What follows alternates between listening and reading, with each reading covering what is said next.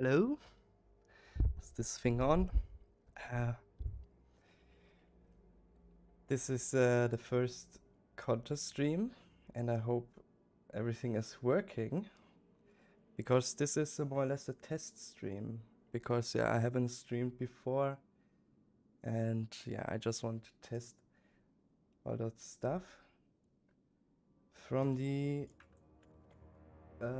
what OBS shows me, it should work right now. Like, the microphone looks okay. The in-game audio looks okay. And I hope yeah, that you can adjust the volume so that you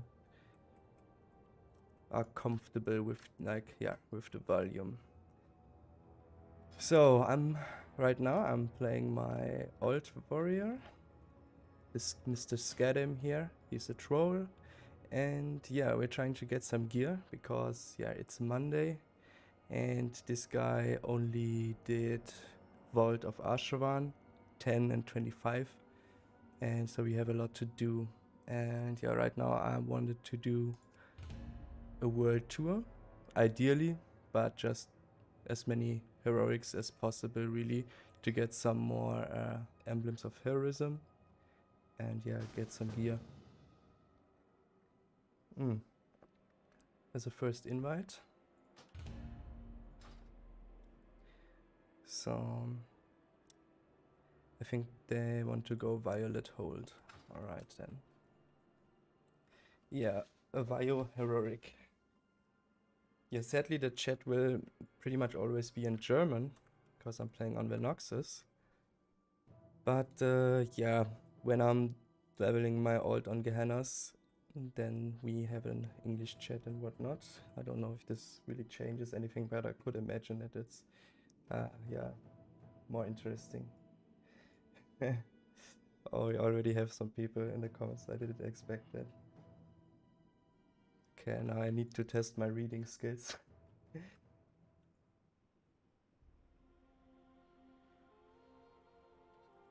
Yeah, thank you,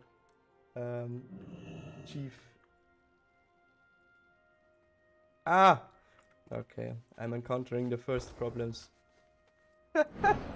with streaming. Oh no, no, I'm stuck. Okay, I think that's a Hearthstone case.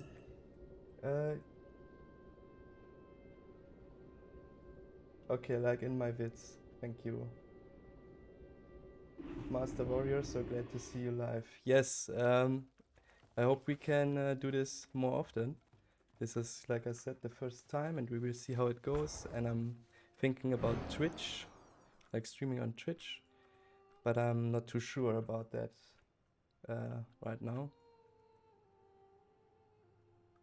Because I don't really like Twitch, to be honest, but at the same time, is YouTube really that much better? I don't know. I don't think so. So therefore, I might just be streaming on Twitch. Forgas, yeah.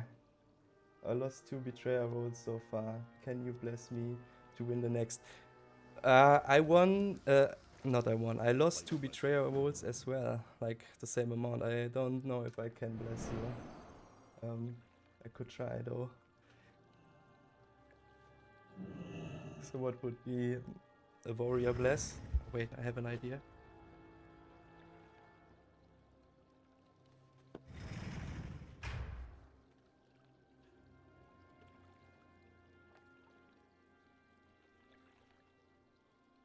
Be blessed, my student.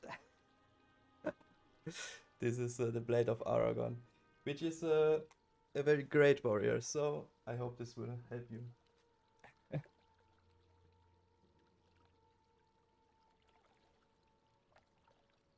Yeah, red paladins have like gods rolls. They are in Rift the Light, so it's really hard to roll against pink. You can't really win against pink from my experience.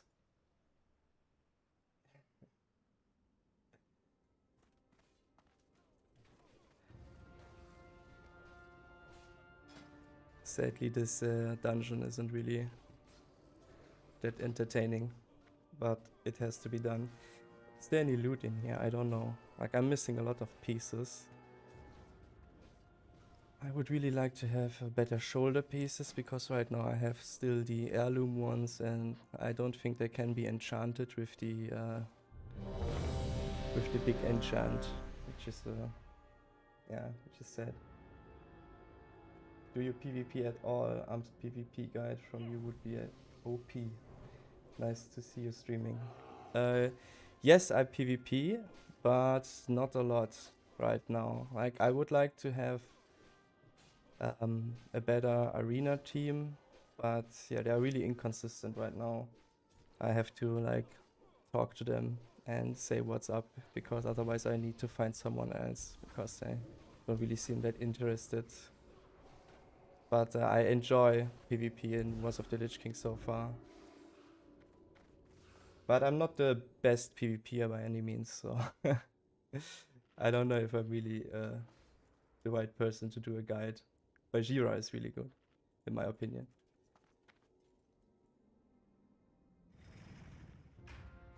At least in retail. I don't know about classic. We will just see what drops.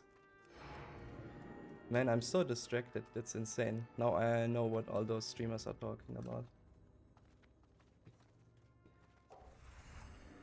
Sadly, a lot of the time when someone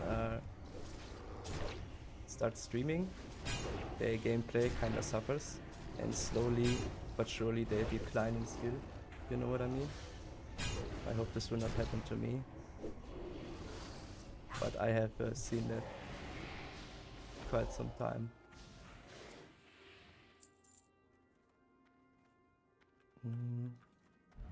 Okay, those ones are always AoE portals, right? Yeah.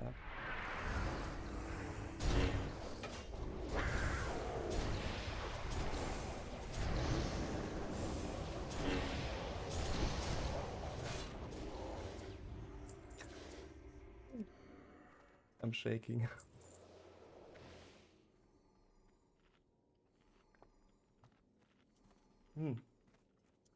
I don't know if the coffee helps or is making the thing even worse.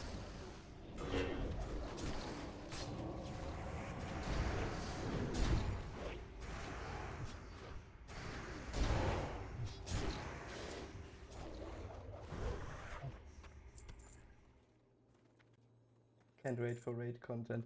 Yeah, I hope we can do some raids today, and I hope I'm not going to completely fail in those raids, man.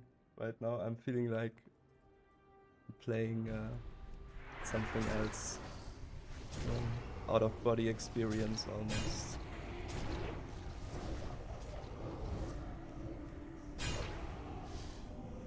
Why don't you play Fury? Made the switch from arms to Fury and it feels better. Well, I love arms. It's always my favorite spec in the game. And Fury is like always in this spot where I can't play it too much. But I like Fury, that's for sure. And I thought that I will not like it at all in this expansion, because I really disliked Fury in TBC and Vanilla, to be honest. But in Wars of the Lich King it feels a little bit better, because it's like really meaty with those two-handers. It feels like yeah, impactful, you know, like every time you press a button it really goes whoosh. A little bit like you feel with arms, I think. So I'm looking forward to Fury, but arms is most of the time it's my favorite spec.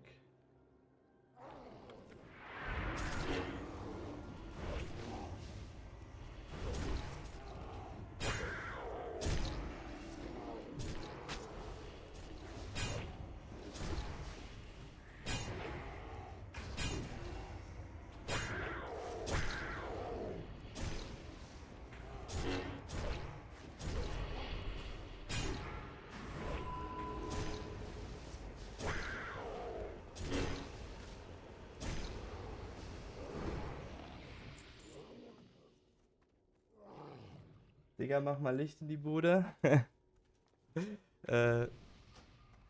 Bro, turn the lights on. Translates to. Yeah, if I turn the lights on, it looks like super yellowish. I don't know. I don't like it. I can maybe show you later, but don't think it looks very nice. Maybe I can get some more light through the windows, but at the same time, people are walking past my window all the time because they're like the outside trash bin, and yeah. The pole is an upgrade, bro. Yeah, it kinda would be, but I want to stick with the sword, because I think the sword is better than you might think. And I originally planned to go with this exact sword, Sword of Justice, in my first raid, in my first 25-man raid. But then I dropped the Black Eyes in the 10-man raid before I went into 25. And if you drop Black Eyes, you kind of have to change. So I changed to Black Eyes, and therefore I wasn't able to actually test Sword Spec in a raid environment. And yeah, I like Sword Spec more than I like Axed, and therefore I want to give it a chance.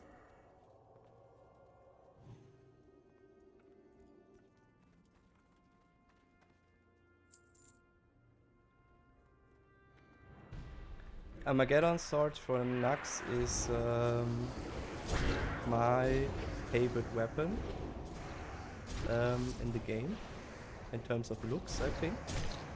And yeah, when I saw that it's not going to be the best weapon for the face, I was really sad.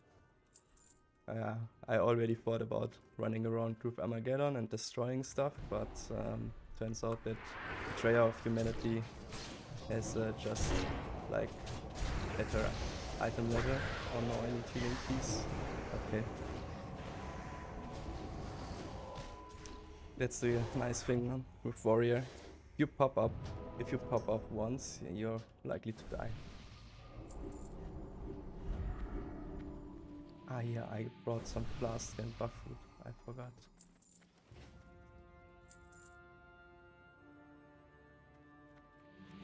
Armageddon compared to Epic X from Horns of Lightning. I do believe that Armageddon deals more damage than the Epic X, because yeah, the extra hits, they are like, you shouldn't underestimate them, and sure, you get 5% more crit damage from the Axe, from the Lightning Axe, but I think that's because all your hits do more damage, it's going to be better.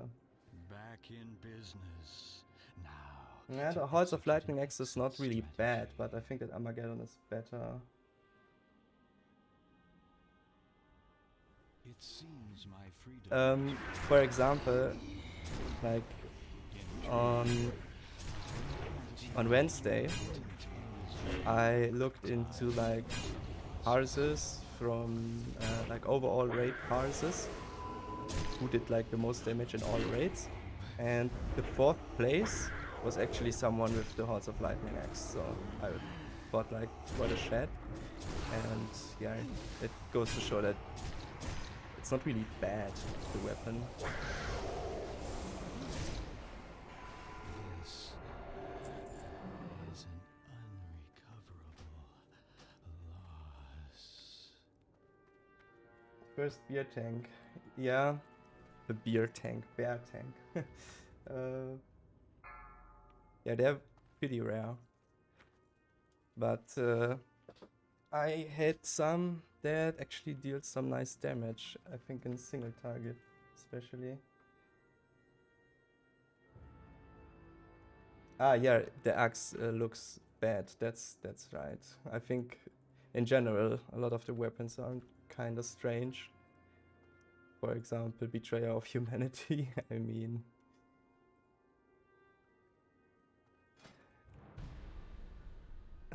I mean, the design is okayish, but Why is the hilt so small? So short? I'm sitting in berserker stance.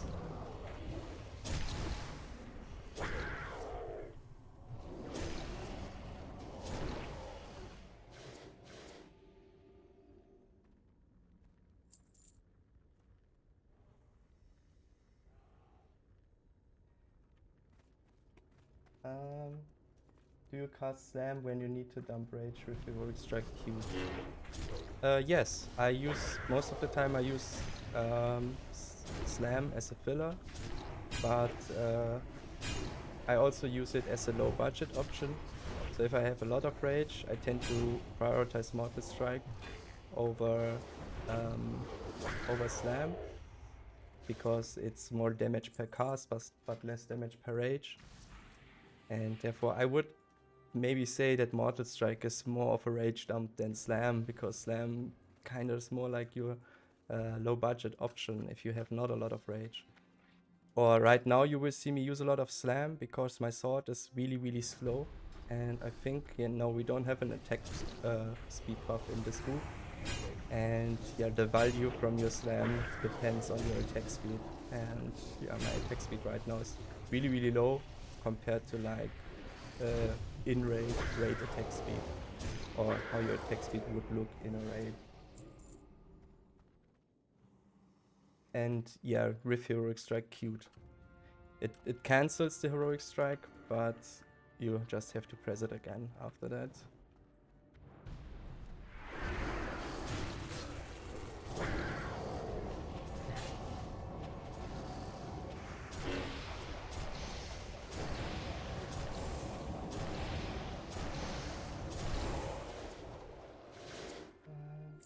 What do you think of Meteorite Whetstone? I'm Fury and it's much better than I expect.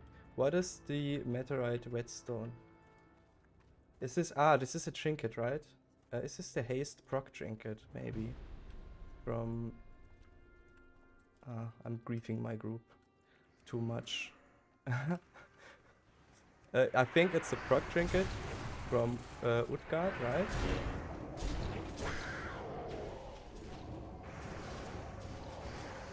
Crit repaste proc. Yes, I think it's not bad. It has decent uptime. I tried it with arms as well. And yeah, as you would expect, it's not great for arms, but it's not as bad for arms.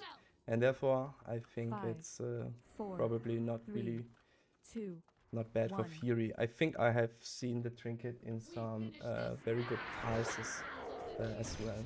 So there's that.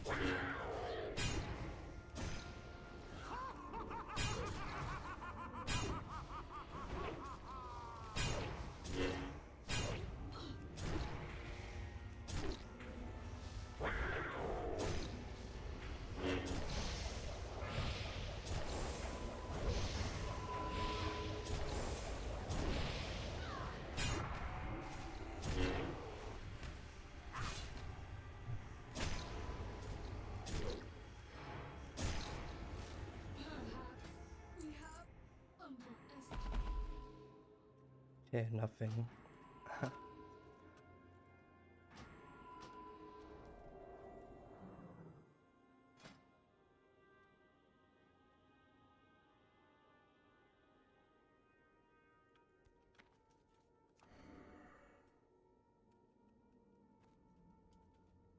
Shadowmourne is tiny as fuck. Yeah, it kinda is. White roll? Because I'm planning to do a warrior for like, they say anything. No, I don't think they're going to continue, so we need to find more.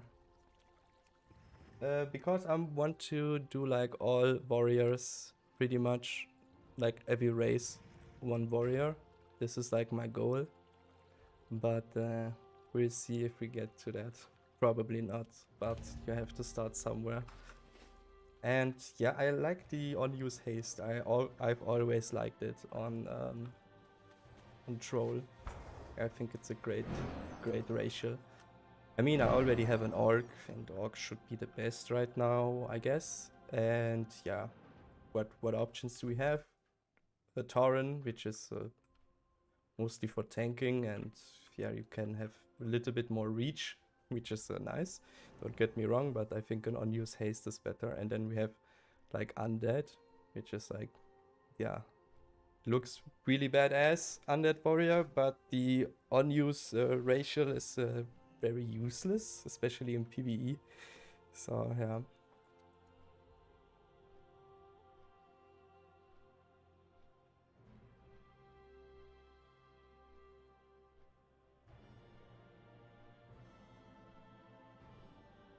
Yeah, undead female in particular is pretty cool. Like with all the flips going on, especially on Fury and Tank.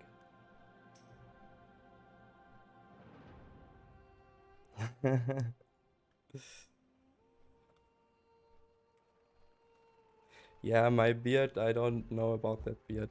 Probably going to go off soon. But yeah.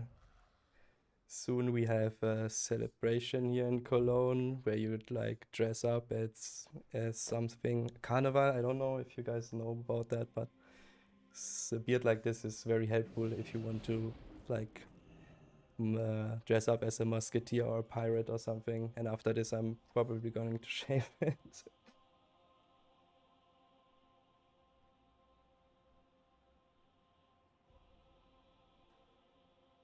Hey, I find it kind of hard to see what buttons you are pressing in your videos. Is there any way to have details, streamer mode on when recording stuff? Really helpful to show which buttons you press.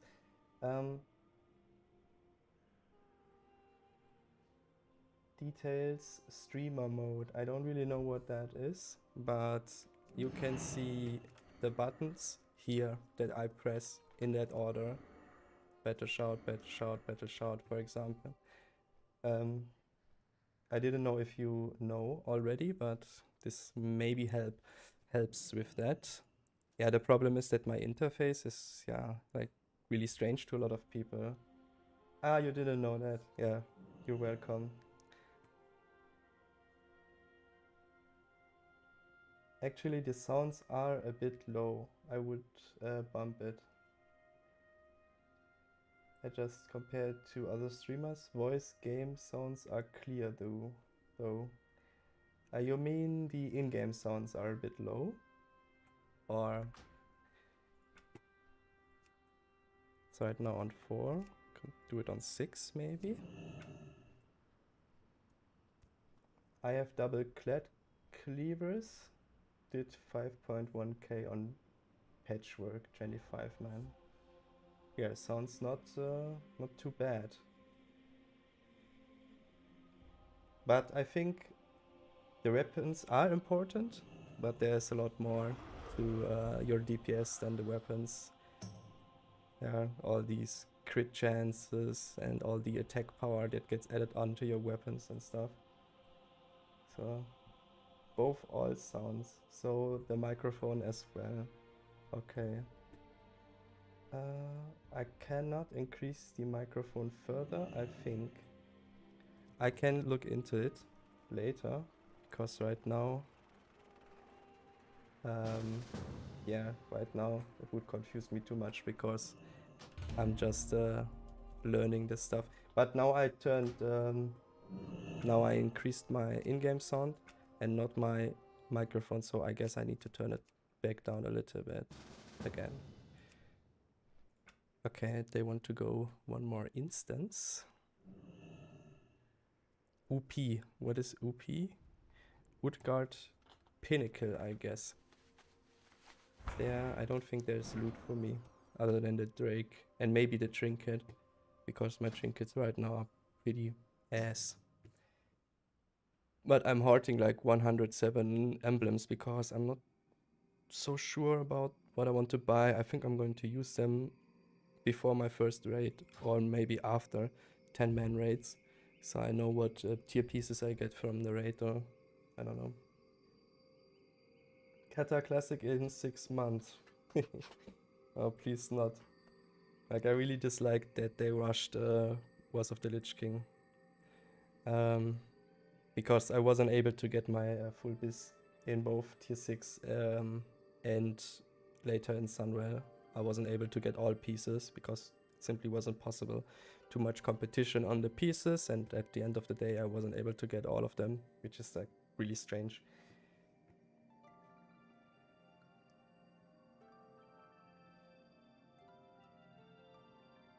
What do you think of swapping leg plates of double strikes for set and swapping set head for obsidian great helm? Okay. The double strikes are, I guess, they are the ones that are on most biz lists with armor penetration, and then the helmet. I don't know sadly right now. I haven't looked into that, but most of the time it's about like your war combat stats, like or offensive stats, like how many are there on the item, and then you know what item is better. If you want, you can use the GitHub simulator. And I don't know if there's armor penetration on the helmet, but if not, I wouldn't suggest, because the set is kind of built to get you to a nice comfy level of armor penetration. And if the helm lacks armor penetration, then this would be like a strange choice to make, I think.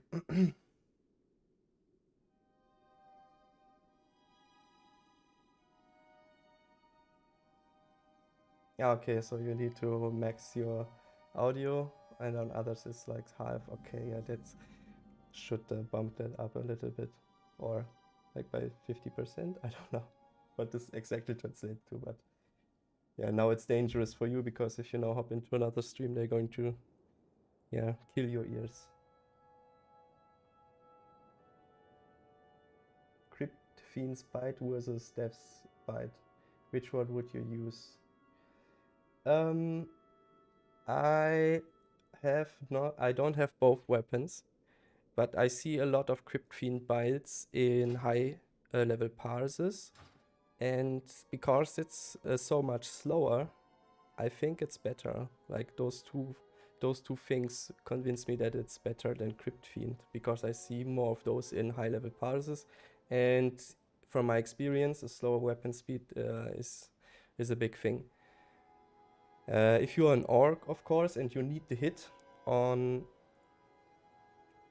what's it called again? Death's Bite, like it has a lot of hit, and if you're an orc, it has a lot of expertise as well. If you need both of that, yeah, Death Bite would pull ahead, I think. But yeah, other than that, I would give it to Crypt Fiend.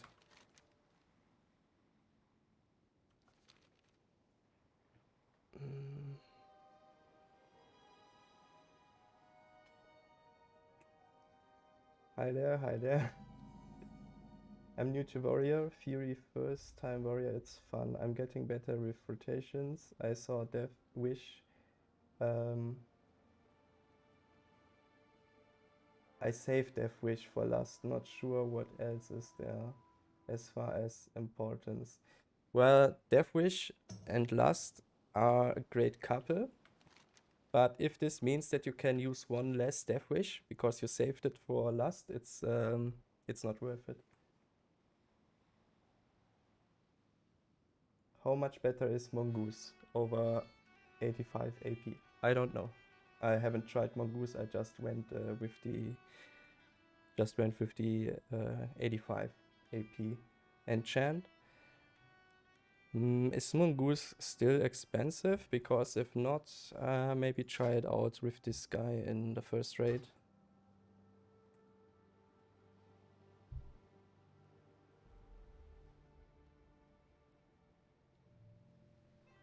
What do you think, Armageddon or the item level X from Halls of Lightning? We already had that question, and I think Armageddon is better than the Halls of Lightning X. Love that you're streaming. Ever thought about starting to stream on Twitch? Yes, but I have no, like, right now you know me through YouTube, and you get a notification when I come online, and therefore my first stream I started on YouTube so that you guys like know that I'm streaming. and that I don't have to make like a huge video telling you guys that you can like catch me live on Twitch. And I'm still thinking about it, but yeah, probably Twitch is going to be the better platform for streaming, just because more people stream on Twitch and people are more used to watching things on Twitch. And I don't know about the functions that you can have on YouTube, but there are a lot of cool things that you have on Twitch, like with funny sub alerts and whatnot. So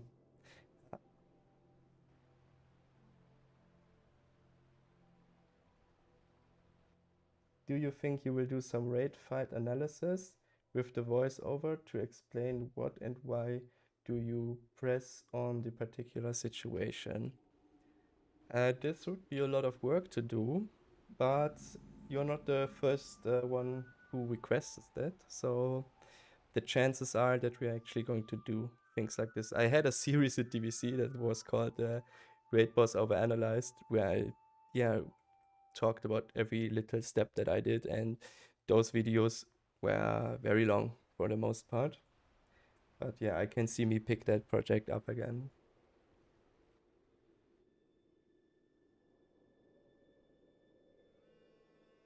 Also, as Fury, if you have a pole axe in offhand, when you whirlwind, it won't hit.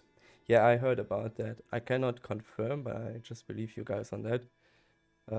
Yeah, that's good to know. So if you guys are Furies, don't use your pole axe in your offhand or your pole arm, because yeah.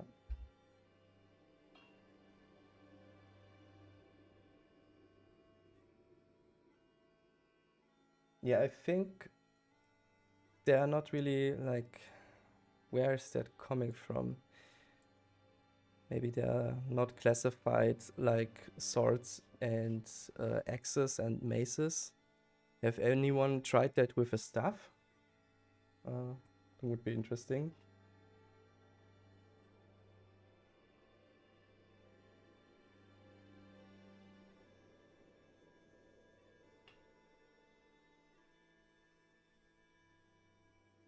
Yeah, like Hentai Psina said, fire weapon doesn't work anymore, sadly. Are we still searching? Nope. Halls of Stone. Okay, I went to the wrong instance. Nice, but at least we had a nice flight. I need to port me, I guess. Yeah, there's a tank. It's already in a group. No, they were too slow. It's pretty early in the morning, but there are always people online on the server, which is good. My last server was kinda dead, and yeah, you couldn't do anything really.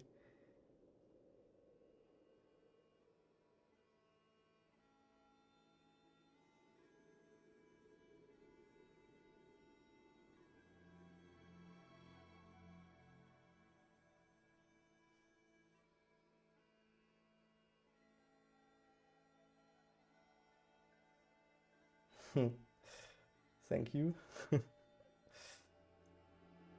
Yeah, TBC was really nice. Like arms rotation was extremely crazy and intense. It was more based around reaction than multitasking. Like arms right now is more multitasking, and TBC was reaction, but yeah, inhuman reaction basically.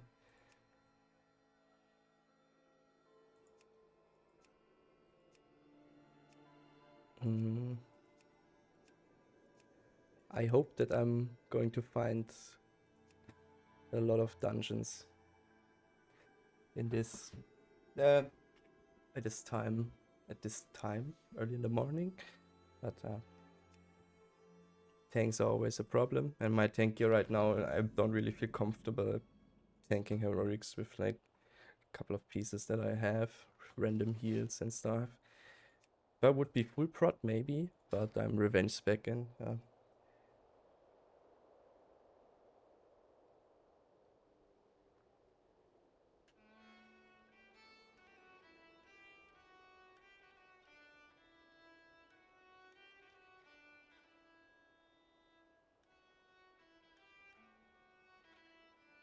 So what would you guys take then if you don't want to spend so much gold on Berserker for arms weapon?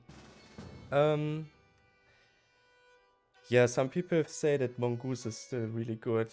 I saw some guy using Executioner on his Betrayer of Humanity, and he scored at least one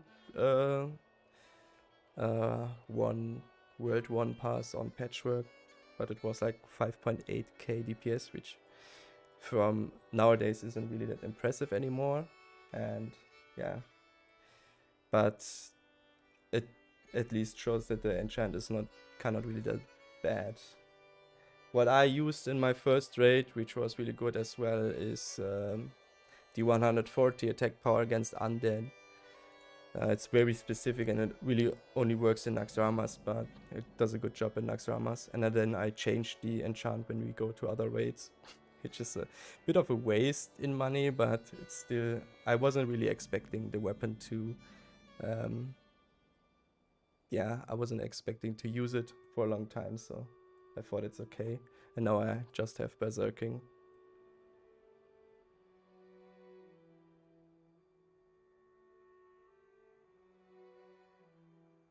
I was so lost and literally went from green to purple to orange after watching your videos again and again and again. Yeah, that's really nice. That I like to hear that. But this shows that you have like that you want to learn, and if you want to learn, yeah, then you will be successful, I think.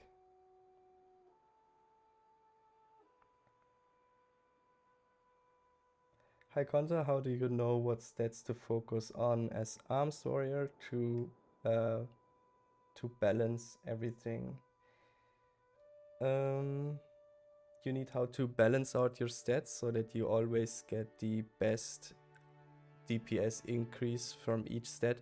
Well, a simulation website would be your best bet for that, but you can see on the simulation as well that like 50% crit is a good cap, soft cap, or how you want to call it. Like on 50% crit it really starts to fall behind strength, and before that they are pretty much equal. And as soon as you have like, how much armor pen was that on the sim? I can't tell you for sure actually, but depends on the trinket that you have. But if you have like an armor penetration trinket in your setup, Grim Toll would be the one right now, then I think at like 30, 35, like on the way to 30-40% armor penetration, it starts to overcome strength. At least that's on the simulation GitHub thingy.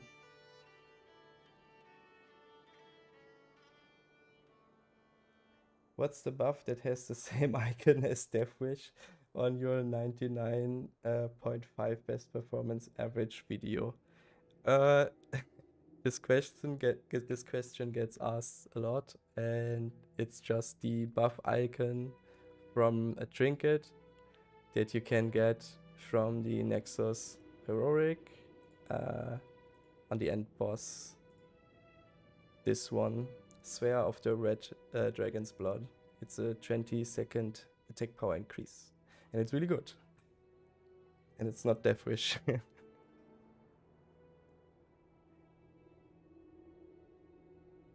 In P2, Bliss up item level from Uluda. Uluda. What's your tier Fury arms in P2? What's your tier Fury arms in P2? You mean what tier of items this is? Like tier 8? Or do I have a biz list, or how much item levels there weighs?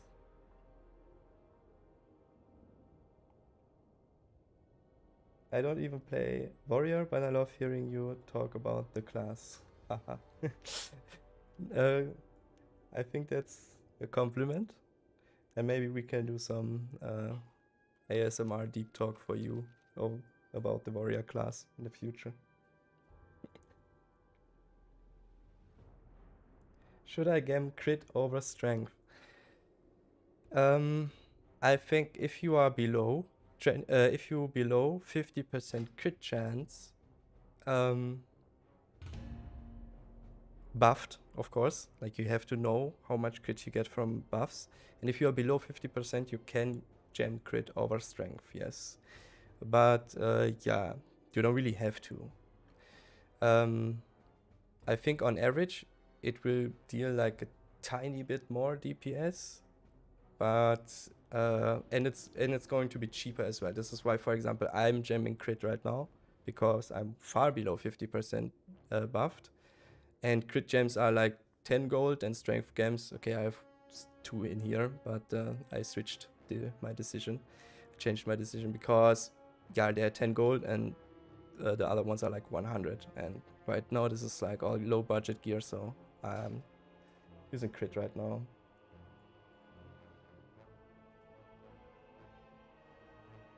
Hey, cool to see you live. Do you think arms will do better in DPS compared to other classes in Ulduar phase? I really hope, but I'm not too sure, because like it should be, right? But Blizzard proved themselves to be a little bit unpredictable right now, and therefore I don't want to like say yes, they are going to be better for sure, because who knows what Blizzard is going to do. But they should be, because they should scale better with gear than most other classes. Not as good as Fury, but better than most other classes. You can see this when you see look at like parses on bosses that increase, for example, your rage gain, or that increase your damage, because damage is rage gain, or your crit chances. Warrior tend to perform better on those bosses compared to other classes.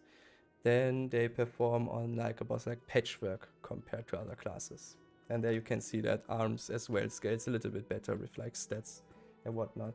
And the armor penetration obviously will help as well. I mean, like, Unholy is... Ah, you mean in what tier? Okay, now I understand. Yeah, hard to predict, I think. But it's probably not going to be, like, extremely high. Maybe Fury. And it depends on the boss fights. Like, you can already do relatively well on a cleave fight. And if you have better gear now, and then you engage into a cleave fight on top of that, I'm sure that it's going to be a lot better. Or it looks like it.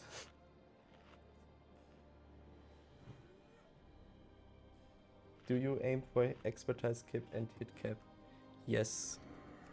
Like if you don't have your caps, you should try and go for them, but obviously if you sacrifice like 200 strength for one hit, it's never going to be worth. But yeah, for example on gems, you have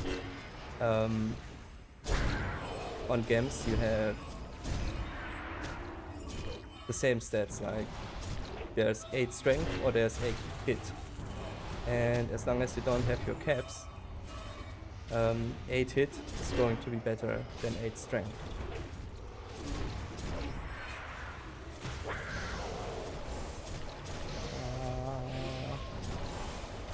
I don't want this mob. No. I saw that coming.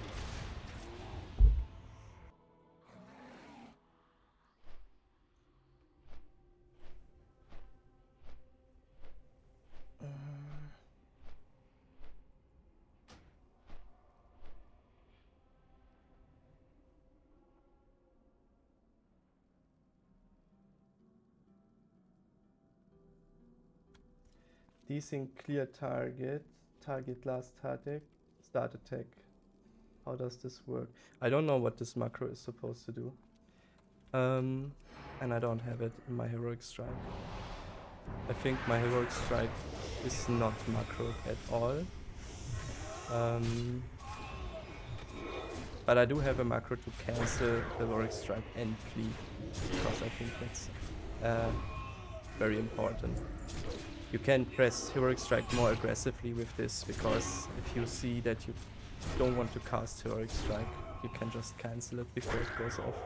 So every time you see your rage jump up, you can press Heroic Strike, and shortly before your swing is going to hit, you can change your decision.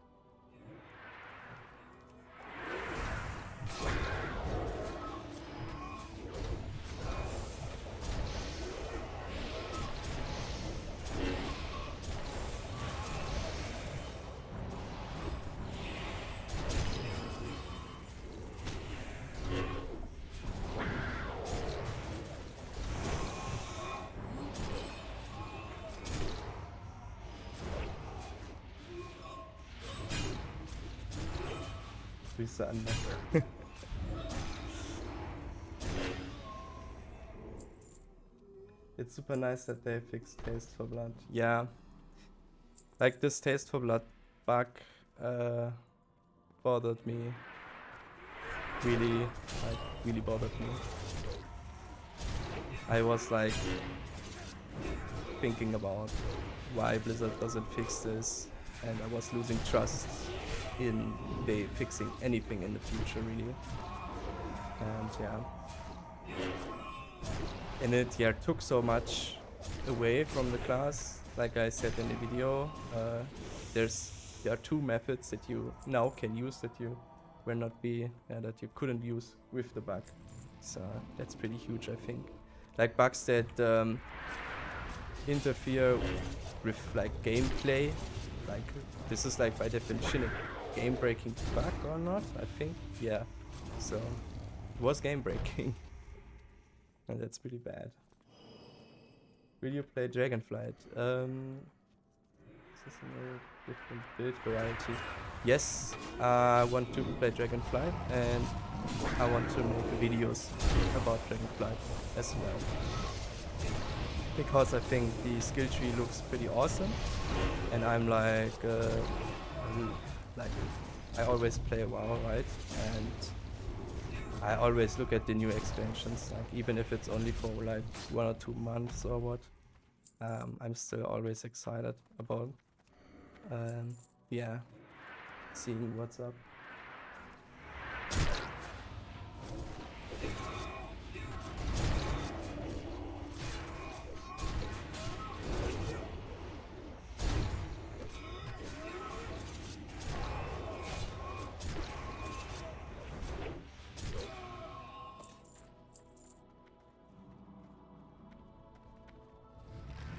Hi, Paul.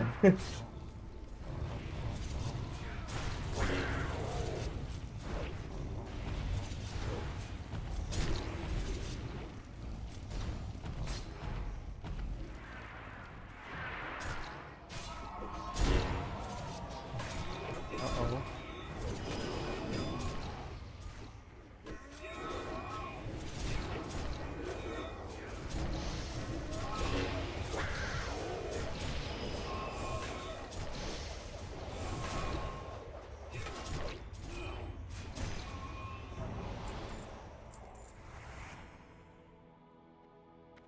Bist du zurück an der PC? How does your Whirlwind macro look like? I have no Whirlwind macro right now that like changes stance or whatever. But I might actually going to get one. I think it's could be a nice addition. Because sometimes the two buttons are like annoying to press or what.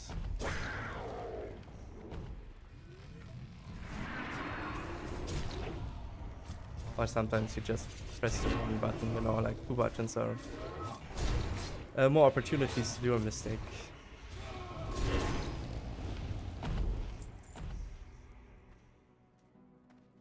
This boss is going to be fun.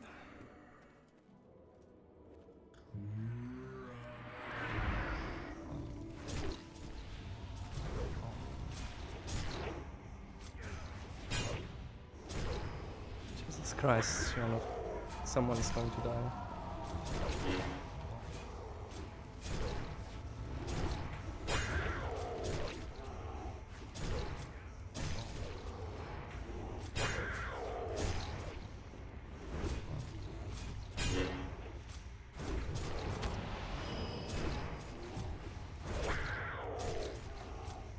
Okay, he doesn't want to do the ability. Ah, now we can wait and read chat. This is actually good.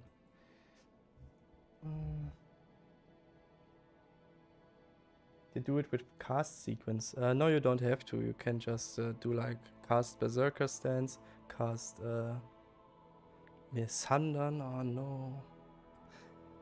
Okay.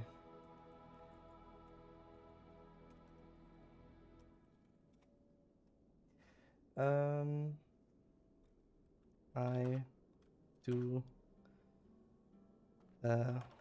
first Shatter. If he wants to play with Thunder Armor, then we should play with Shatter as well.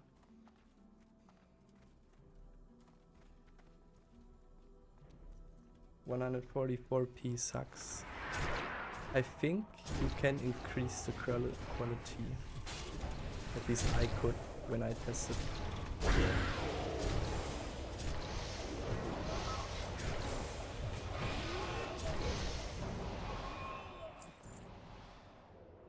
Can you link your swing timer? If your swing timer doesn't work, there's a good chance that you need to download one more weak aura that is called a swing timer APE, I think, and it should work if you download this.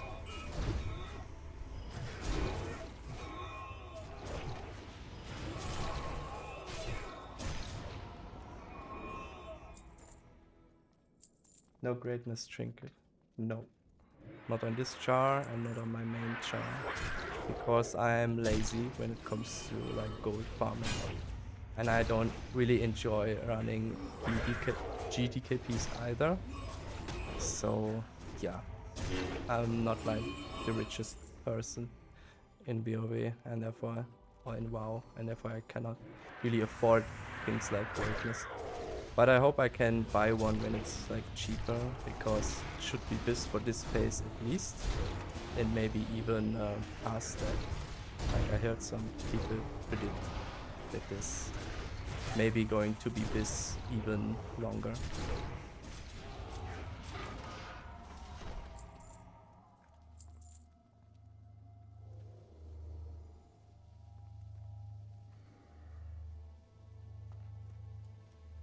Shouldn't have come.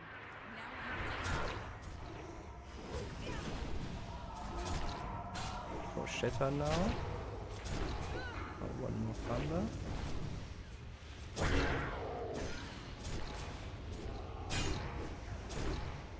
take damage.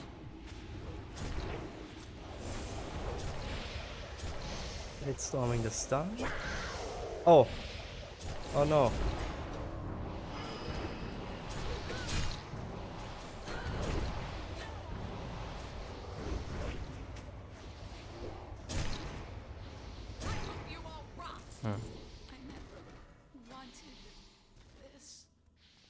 I'd love to get the arms rotation going for me, but would like to practice on a target dummy before I bring it to the raids.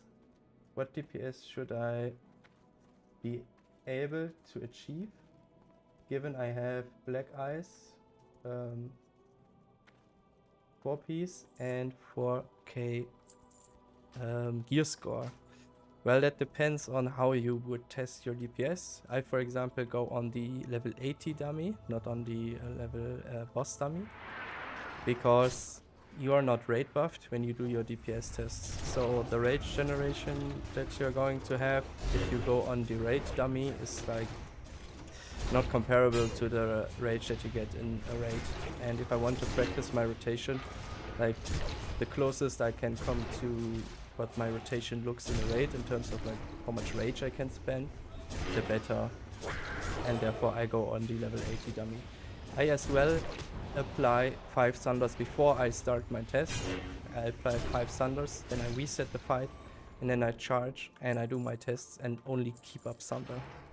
Because yeah, that's as well something that you don't need to practice, like putting Thunders on the target isn't really something that needs a lot of practice. So I do that before I test.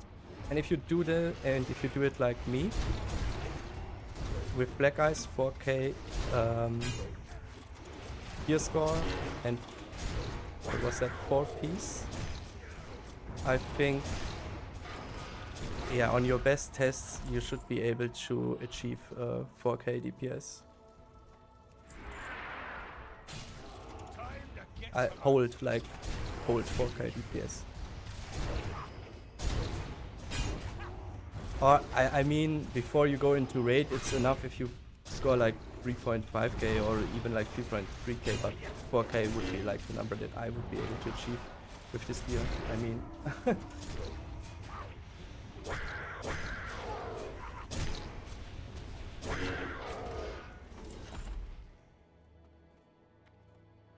change my in-games, change in-game sound. Okay, I see. But they need my help first. Feeling so bad that I'm like briefing those groups a little bit, but now I know why streamers play so much with like people that they know, I think. The sound, right. Maybe this is the magic number.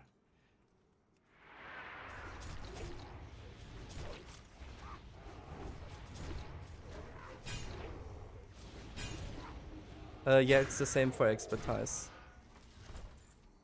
Because yes, you can overpower when the enemy dodges. But actually, if you pay attention to, like if you ever played with less expertise than you need, you will notice that a lot of the time you can't actually get an extra overpower because the enemy dodges. Because yeah, if you already have Taste for Blood up and you get dodged, you don't get an extra overpower. Like as soon as you press an overpower, then yeah, it's going to be consumed. Like the dodge charge for your overpower and as well the Taste for Blood charge will be consumed at the same time. Security breach in progress. Mark of the Wild, please. Archives. Transferred to lower priority queue. Countermeasures. What spec are you running? Right now, you mean? Right now I use Inside 2 out of 2, Mortal Strike 3 and Weapon Mastery because I don't have the expertise. And glyphs are like completely focused around AoE. With like Glyph of Cleaving, Glyph of... how you call it? Glyph of Cleaving, Glyph of Bladestorm, and Glyph of Real Wind.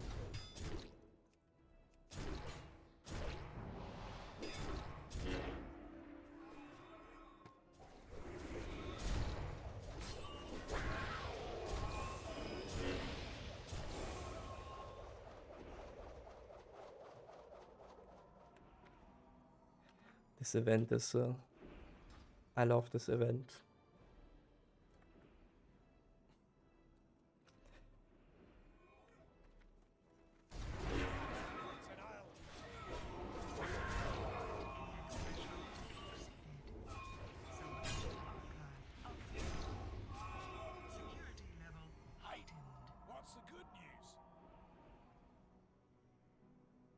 Are you simming arms higher than Fury at the moment?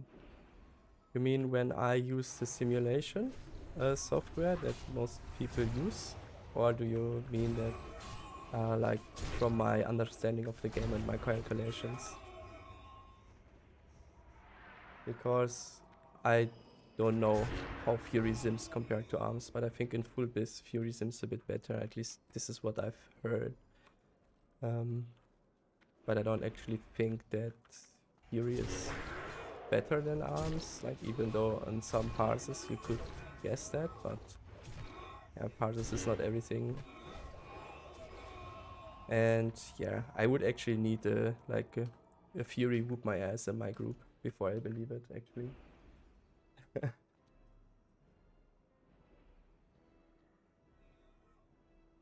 Is there a huge difference in using Heroic Strike or not? Yes.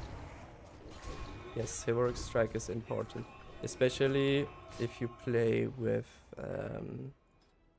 Inside, obviously, because, yeah, if you play Inside, you've used basically 8 skill points in a way to improve your Heroic Strike. And yeah.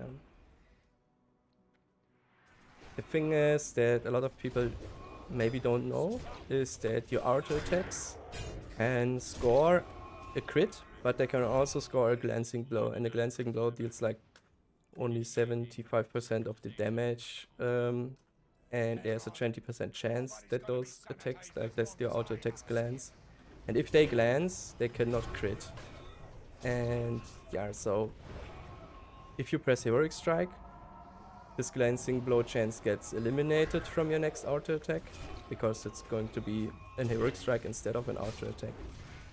And your auto attacks are as well not normalized, and all those things like speak for Heroic Strike.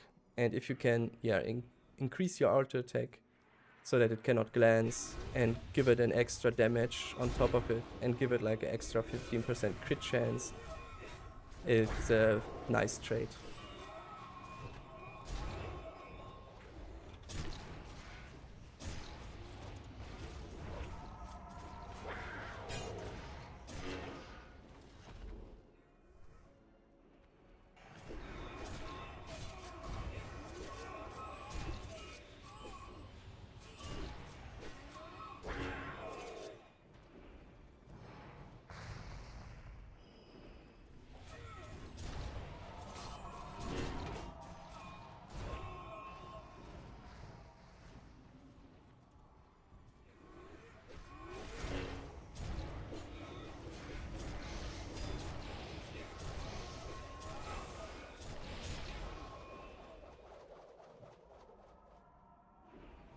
Still using Sword of Justice. Again, using Sword of Justice, because this is like my old warrior and he got lucky with this weapon. And yeah, this is exactly what I have planned for him. Like, he's going to be my testing ground, basically. Like, if I want to test out how tier 8 with crit and haste instead of crit and armor pen will work out, I'm going to use this guy for that. Or like one of my other warrior alts that are coming up.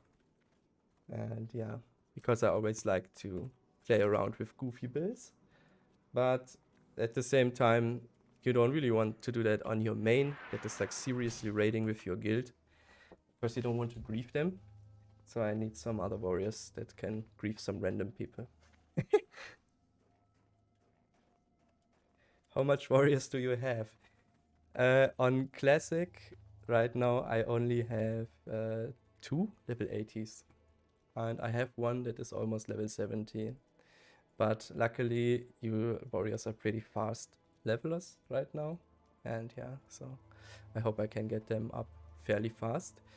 And yeah, Blizzard, I think in the interview, they asked them if they want to keep the 50% XP buff in the game, because a lot of people, yeah, were like viewing this XP buff really very positively, and so my hopes are that I bring this buff back at some point, and then I can really level a lot of alts without sacrificing too much of my precious lifetime.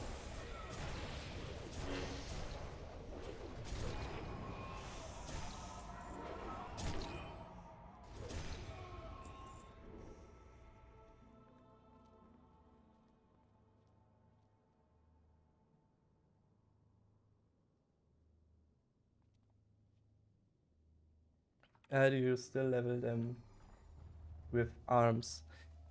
No, I will level them as prot, arms prot, or like a prospect that can do a lot of damage in dungeons, because when you're actually very low level, you cannot really go arms prot. You would go for a little bit of a different build. Run out.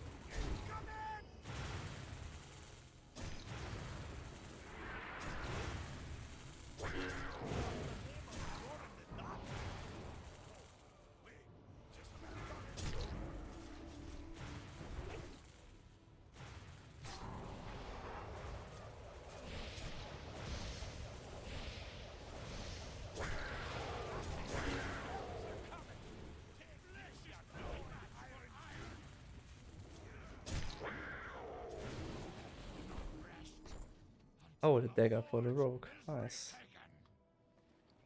This chest piece is good for my tanking gear, I swear. Yes. That's downright bothersome. We might have neutralized the Iron Dwarfs, but I'd lay odds there's another machine. Congrats to the rogue. Churning out a whole mess of these iron. I'll use the forge to make batches of earthen to stand guard. But our greatest challenge still remains. Find and stop Loken. Why isn't Whirlwind showcased, you think, on the Wowhead Arms Guide? Because the Wowhead Arms Guide... Now I gotta be careful what I say. Because I think the Wowhead Arms Guide is not made with a lot of love and attention to detail. Because, yeah, if you break it down, Whirlwind is one hit on like 4 targets, so it's like 4 weapon hits for 25 rage, if you have 4 targets, that is, and yeah, how can you say anything against that if you compare to your other things? But at the same time, you got to be good with like stand swapping and whatnot, because otherwise you will scuff your rotation. So I think you could say that it's more like an advanced strategy to swap for Whirlwind, but at the same time, if you learn a class and you have ambitions to do well in the future, you should try to learn advanced strategies like as early as possible. I think, like, build them into your rotation from the get-go, because otherwise this may be going to be hard to learn if you're too centered already.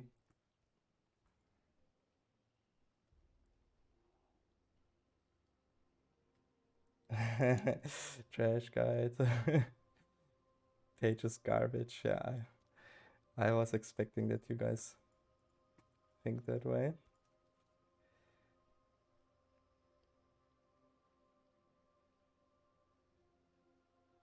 That's the thing. I want to learn how to use Whirlwind properly and when to use it, because I know it pumps really hard.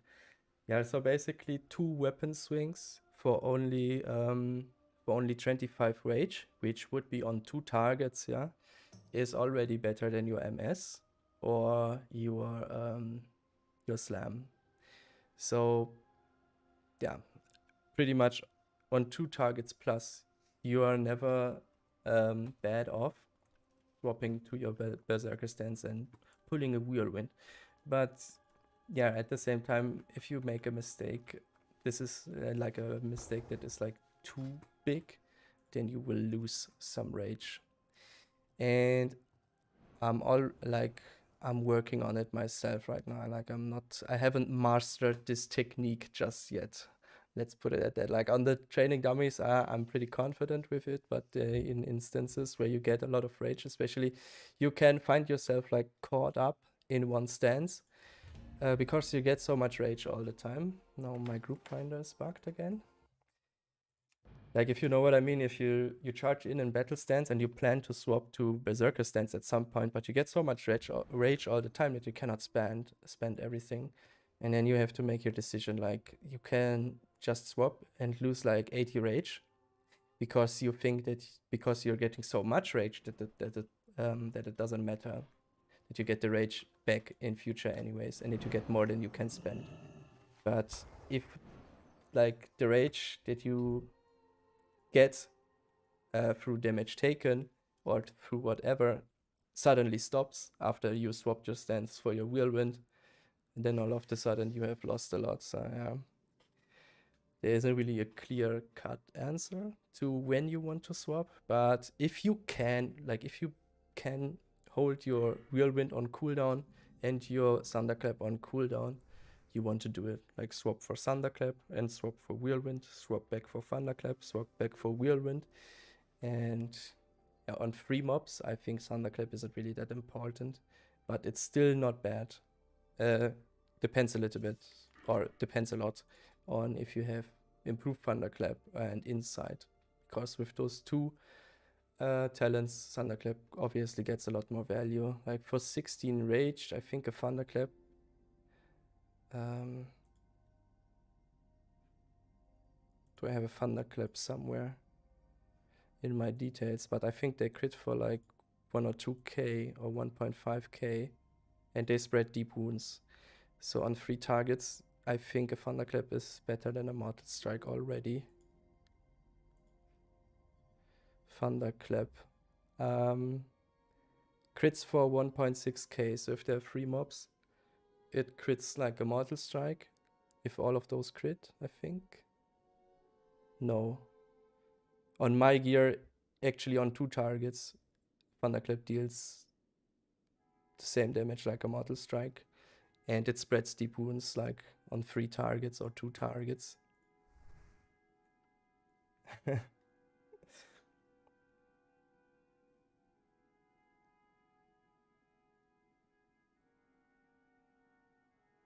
Yeah, exactly. Honestly, ARMS is really nuanced in its own way. And it's sad to see how the ARMS Wowhead guide isn't shown more love and dedication. Yeah, I think so too. Like it's strange to me, but at the same time, I haven't read like the other guides that are on Wowhead. So I don't know if it's only on the warrior side.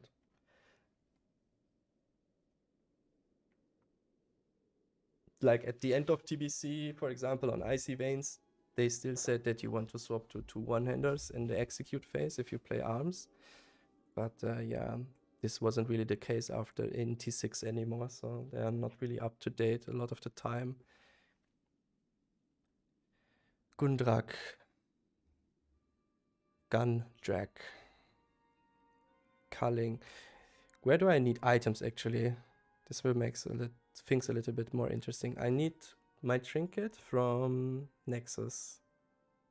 Yes, this is a huge thing. And I need some shoulders, but I don't know where actually to get good shoulders. Maybe in Keep.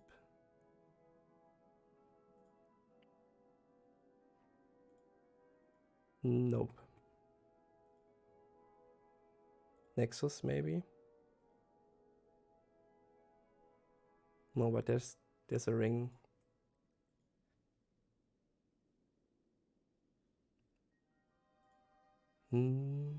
Yeah, those shoulders here are pretty decent. Like they have a lot of hit, but I can enchant them. They have a socket. Drops in the Nexus too. So Nexus is like a really good thing to go. I think I'm going to just do a group for Nexus.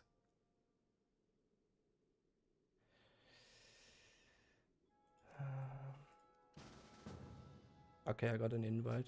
Never mind. Aziol Nerup. Okay. I want to do all inis anyways. But after this I try to go Nexus. Rep Shoulders, Revered Son of Hodius. Yes, they are really good. But I would need to buy some of those thingies that you need to increase your reputation. Because I haven't really quested a whole lot over there. And this jar is like relatively fresh 80. And yeah.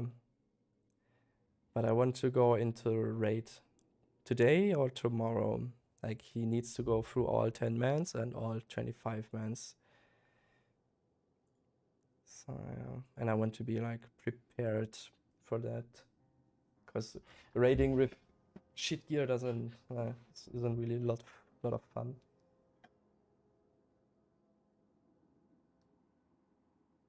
Culling. Culling.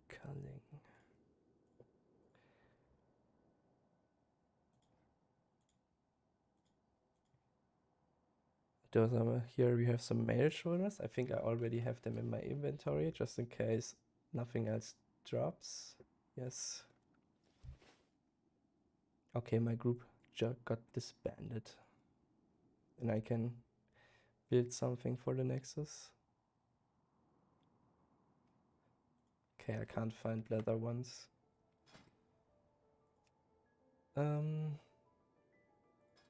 I should have just made a group for like World Tour from the start. Just going to do like Nexus, Oculus.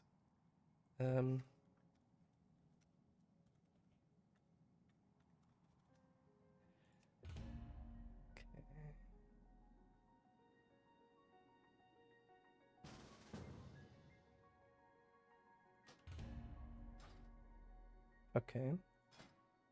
No, they go. Doesn't matter. Hi, where can you find your UI interface? It is great. Well, you can't really find the whole thing because it's like custom made. Like, for example, my bars, they are customized with bartender so that you cannot really see them anymore. And then I have shadowed unit frames for the unit frames, which are like your character, your target, your group. And I have plater for my nameplates. Add-ons, plater for my nameplates. I think there in plater I could give you my profile, and I think it's already on Vago.io. And yeah, the rest are just weak auras that show like my cooldowns and everything.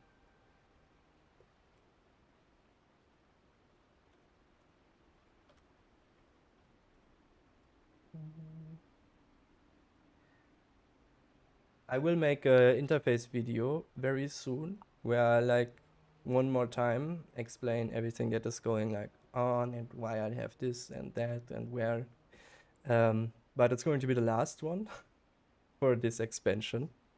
And then I hope you can get everything in this video that you need, because the question about how you get my interface and whatnot, and if I can explain it, comes up a lot. So I have to make a video about this, and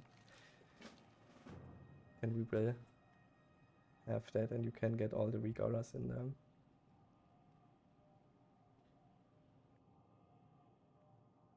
Hey, been watching your content since near the beginning of TBC. It's been really helpful to learn my class better.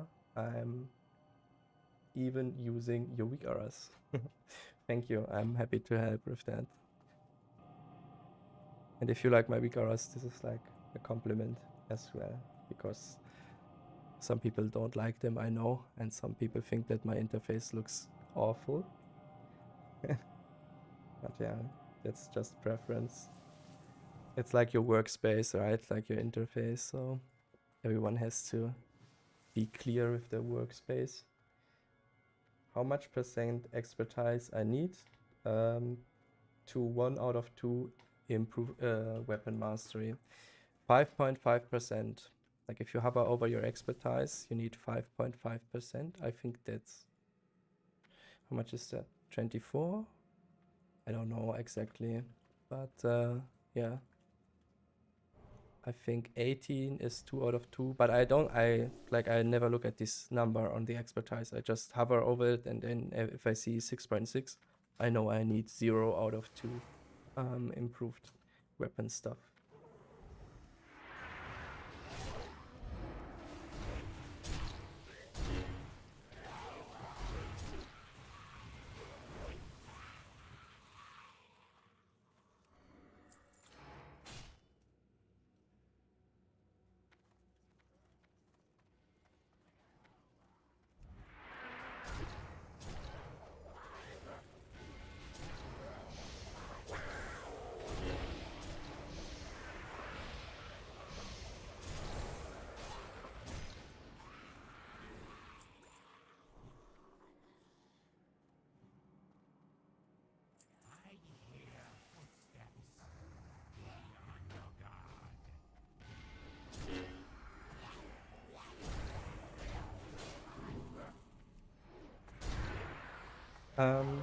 You have 3.5% and 2 out of 2 in weapon mastery, but you want to unspec 1 point. Yeah, like I said, if you want to play with 1 out of 2, you need 5.5%. Like right now, you are not expertise capped as well with 3.5. 4.5 you need for if you have 2 out of 2.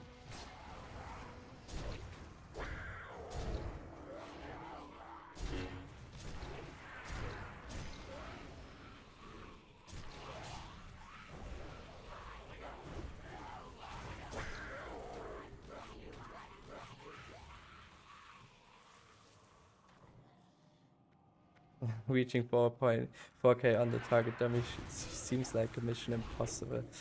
Yeah, like I said, it's like the number that I do, so it's you can go with lower. I mean, if you want to just be able to step in the raid and don't grieve too much, then I think 3k, like around 3.5k should be okay as well.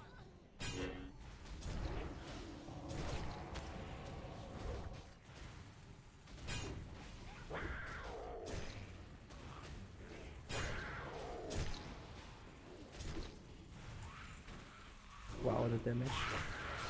This boss died fast.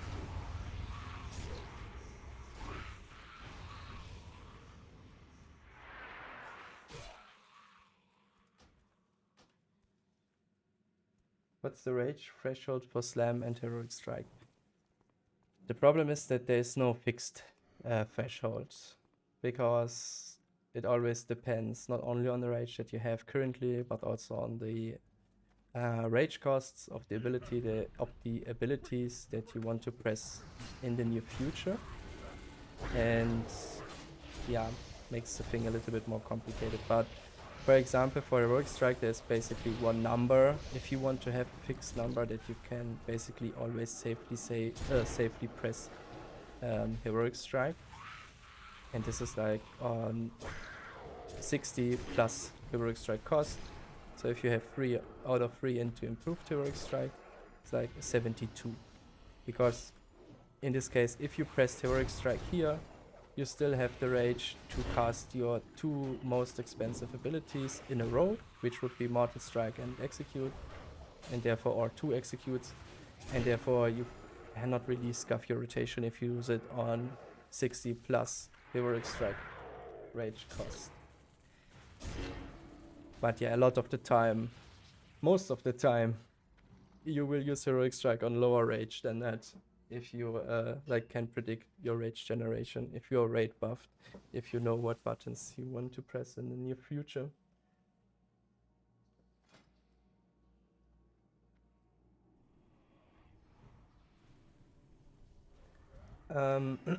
Strength stam expertised with fist from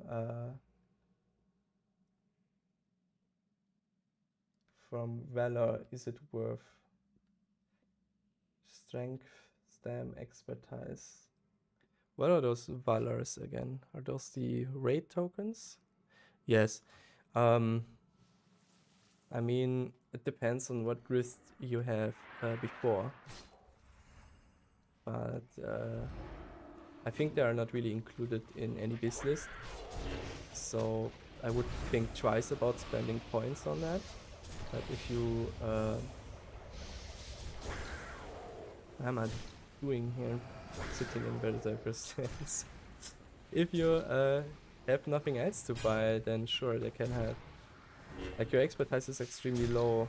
It's a little bit surprising. Do you have the tier 4 legs? Because they have a lot of expertise. And if you use gloves, they have expertise as well. And then you have this belt for how I call it heroism emblems. That is extremely good as well. That has a lot of expertise on it. Yeah. That's like your good expertise option, or your fairly low budget expertise options right now.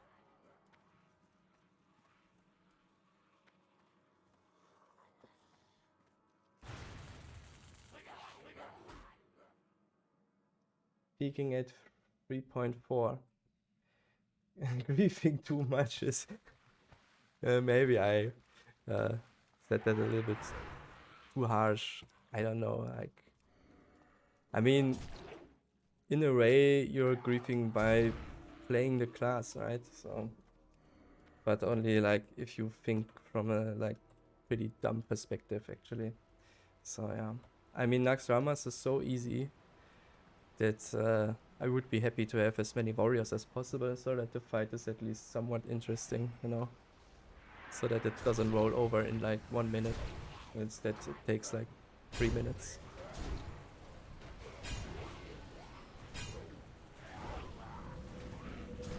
Like, it's really sad that we have so short boss fights right now. In Wars of the Lich King pre-patch, I really disliked that. And now it's back again. Yeah. I'm charging in, using my rend, and then I'm using my cooldowns, so that my rend doesn't profit from my cooldowns. This is, by the way, how you should not do it. You should use your cooldowns before your rend. Like, if those cooldowns have anything to do with attack power or weapon damage, that is.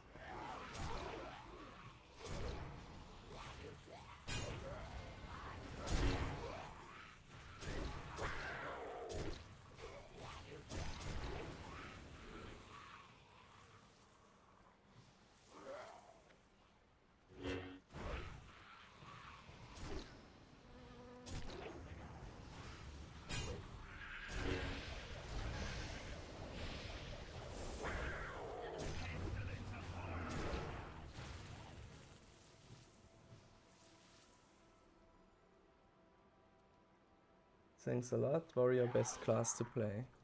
I would agree. Yes.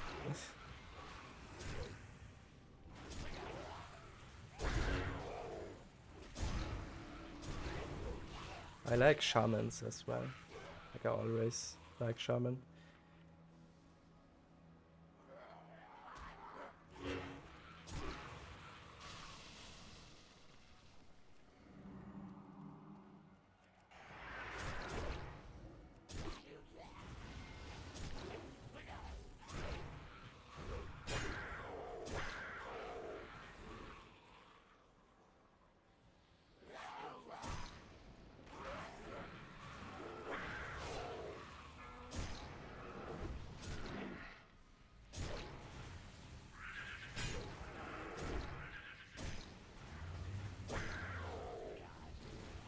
Boss. They had some interesting ideas in this expansion. Yeah, Boomy is losing his mind already.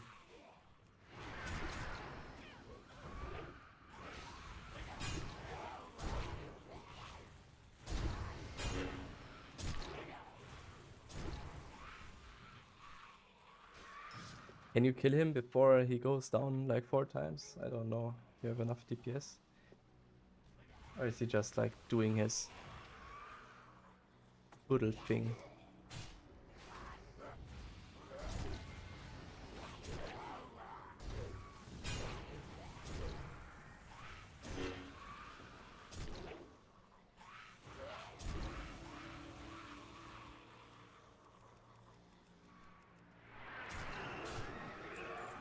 Okay. A tank girdle. That's good. Hope the other tank doesn't need. No. You do more. What sound channel you use for weak auras? Mostly master.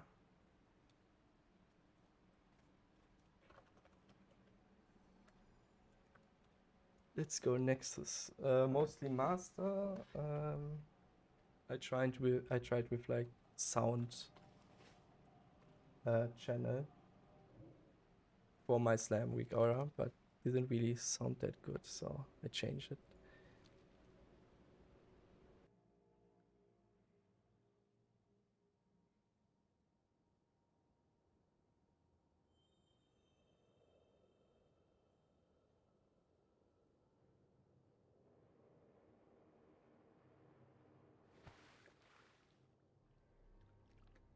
How did you add the sound cues for sword spec procs and sudden death?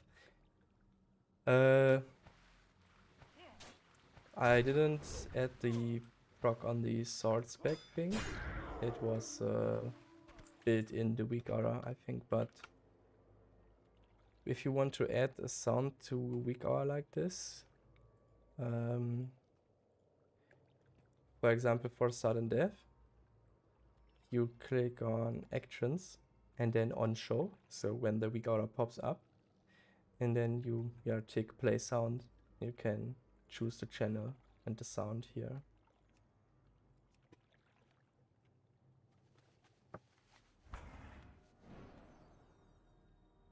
You just need use rend on all targets and use cooldown spells. Alright. Slam, cleave, execute, mortal as arms war. I don't exactly know how you mean it, but if the targets live for a very long time, you're good with spreading rend on multiple targets, especially if you have the glyph of rending. And in AoE, I would prioritize cleave and execute over mortal strike and over slam, of course. But it depends a little bit on how many targets are there and what spec you're running. What about the usage of sweeping strikes? Should we use it with cleaves, slams, or whirlwind, blade storm, or anything really? So yeah, as you know, sweeping strikes duplicates a hit and yeah, deals like the same damage that the hit dealt. So if the hit crits, sweeping strikes deals more damage. And your auto attacks will consume sweeping strike stacks as well. And your auto attacks, remember, they can glance. So one of your best options to consume sweeping strike stacks is actually cleave, because cleaves have a higher crit chance. They prevent your auto attack from your auto attacks from glancing, and yeah. So and then overpower is obviously a good thing to use together with sweeping strikes, because it has a 50% increased crit chance. It's a melee attack, it deals 20% more damage. And yeah, mortal strike after charge, it's big hit, 25% more crit. So that's really good. Slam isn't really necessary, but not bad as well. And with execute, you have to be careful, because if you use execute and the target that gets hit by the duplicated hit from sweeping strikes is not below 20%, execute will deal like damage equal to a non-critical auto attack of your character, which is pretty bad. So yeah, your most ideal button would be execute if the target that the hit gets duplicated on is actually below 20%. So that's very interesting.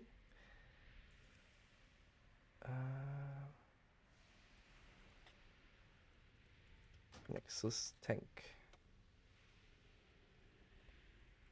Hi ho.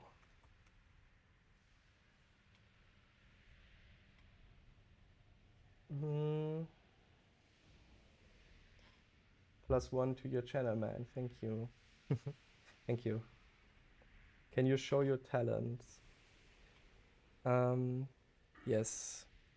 My talents are just the inside build right now.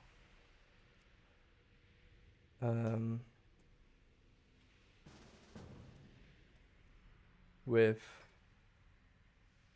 2 out of 2 into improved mortal strike and 2 out of 2 in weapon mastery, because my gear sucks. And as glyphs I have whirlwind, blade storm, and cleaving, because I think those 3 choices are really good for overall DPS in like a dungeon or what. And because I'm right now only running dungeons, I have this spec.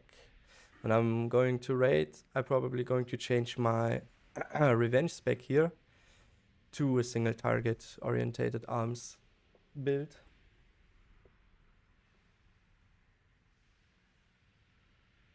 And if it's a sudden death execute, Sadly, it's still the same story, which doesn't really make a lot of sense, does it? Because it says that your execute is going to be usable against targets, no matter their HP. And yeah, I think at least with a sudden death execute, you should be able to cleave the whole thing onto the next target. And yeah, you would actually be able to cleave like 9k execute crits with this, which is yeah, 16 k damage in one global. And that's pretty insane. I was on one private server where they had it the way that you think it works. So you just press execute and you duplicate your damage, and it was like insane. Like after Bladestorm, when the mobs had low HP, you just popped sweeping strikes and executed everything down. Like even mobs that are like on 50% HP, if they eat like a duplicated execute crit, they drop so fast, and yeah, you would just rush that all down with execute spam and sweeping strikes. Was a lot of damage, that's for sure. So both targets need to be below 20%. No, the main target that you cast your execute on can be on 100% HP. But the target that gets hit with the sweeping strikes hit that you execute cost, this target needs to be below 20%. And if you can actually manage to sneak in and execute like this with sweeping strikes, it's insane.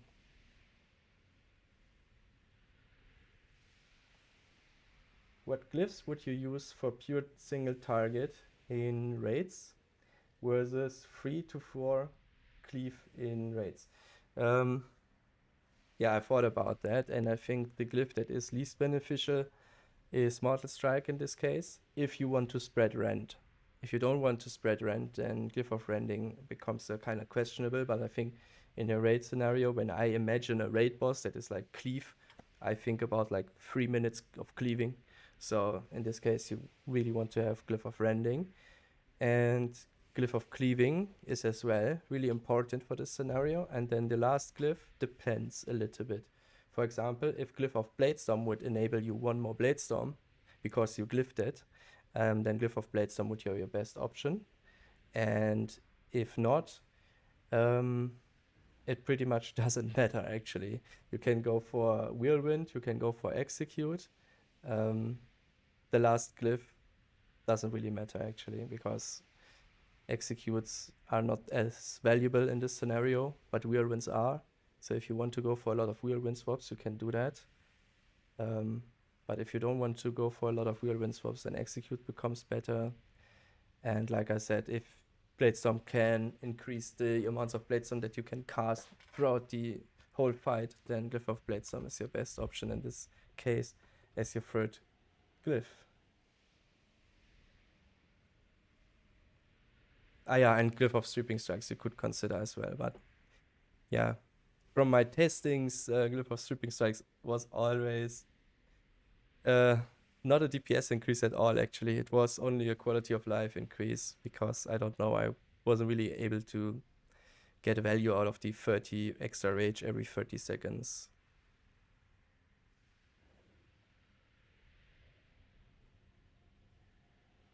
Where do I put my extra points in if I don't need points in weapon mastery? I think that's what you mean by WM.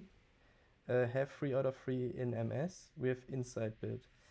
On my main I have the same thing, and on my main I use 1 point in anger management, because yeah, where else would you want to put 1 point? I don't think there is a better option. Anger management will like, especially if you run from one mob pool to another, will save you some rage, and this is always nice to have. And one rage in 99% of the cases is nothing, but in some cases it enables you to press a button way earlier, right? Like if you have 29 rage and the next rage comes with your next auto attack, and yeah, this could mean that you need to wait 2 seconds, but if you get lucky and your anger management tick comes in right in this moment, you get your Mortal Strike out 2 seconds faster. It would be the best case scenario, of course, but can happen. Arms Warrior is more powerful than Fury for now. Well, I don't know. Depends on your skill, your gear, I guess. And yeah, mostly on your gear, I think. And on your buffs. Most important thing is buffs. Like if you run a 10 man or a 25 man, whatever, and you need the 5% crit from Fury, but you don't need, I don't know, the bleed debuff from Arms or whatever, then you want to go Fury, and vice versa. If you have no one that applies Blood Frenzy, I think it's called, the 4% physical and trauma, then you need to play Arms. It's like pretty much what your thought process should be if you think about Fury or Arms.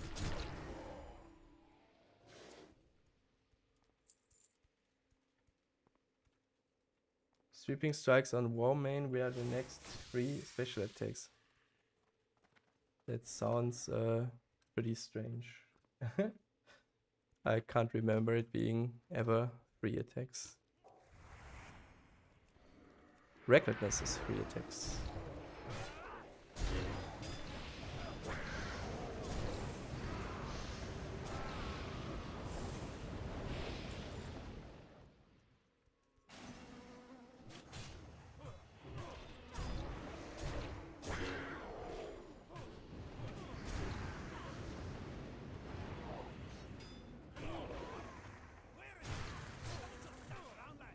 Uh-oh.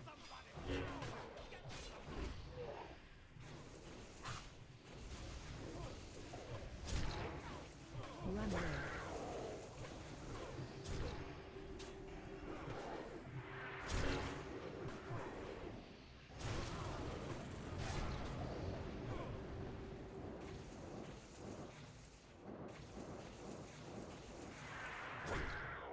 Okay. Run away. What is going on?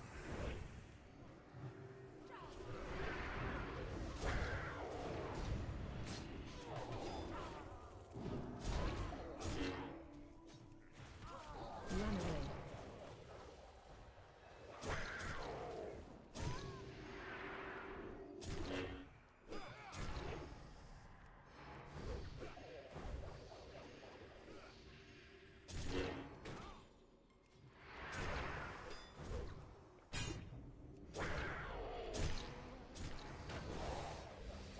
Yeah, the 5k crit on the spider, rip spider.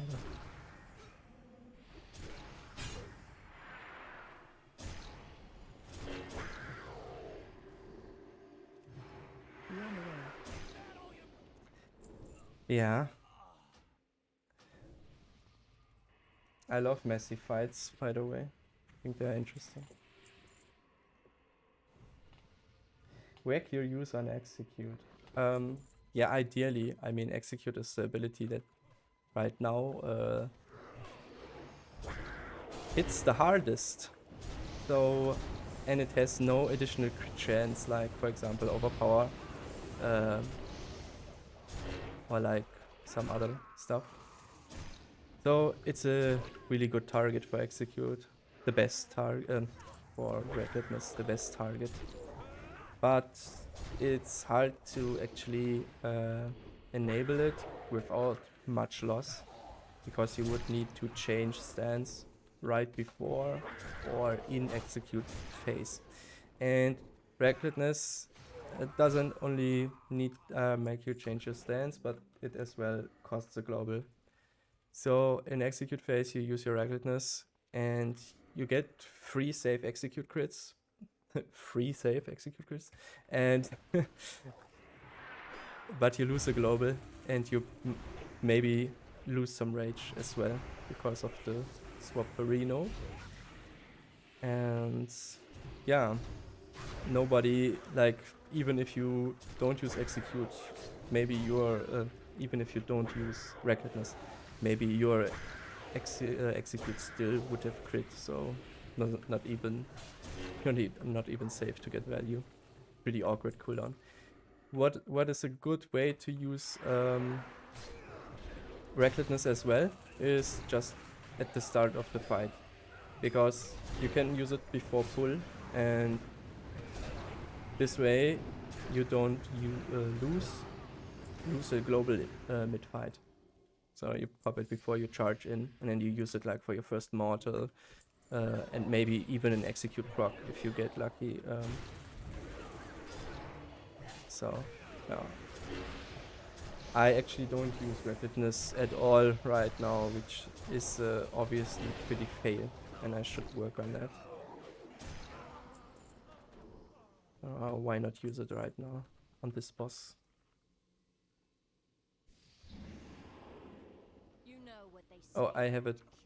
Okay, I don't have it binded on this character. Lol.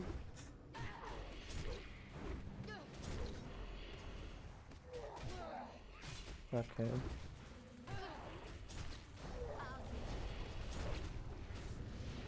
You know what they say about Backlit this. Let's go.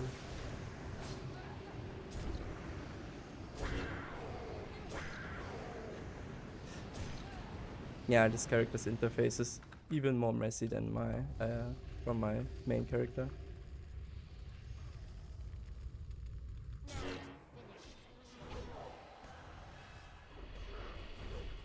Okay, see you then, Paul. You know what they say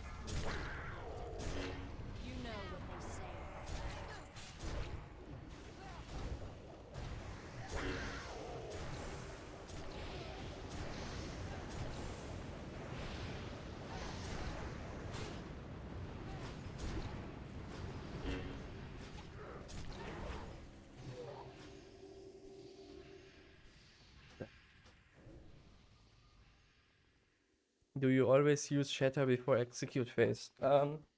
When I don't use Shatter at the start and I remember to use it, then yes, because I think it's nice. Because especially like we have 3 warriors in our main raid, right? So yeah, execute phase is DPS increase for all of us 3. So yeah, Shattering throw for execute phase seems kind of nice. Especially in times like this, warriors need to like stand together, I think, if they're in a raid, so getting the shatter out in execute phase is really a nice thing.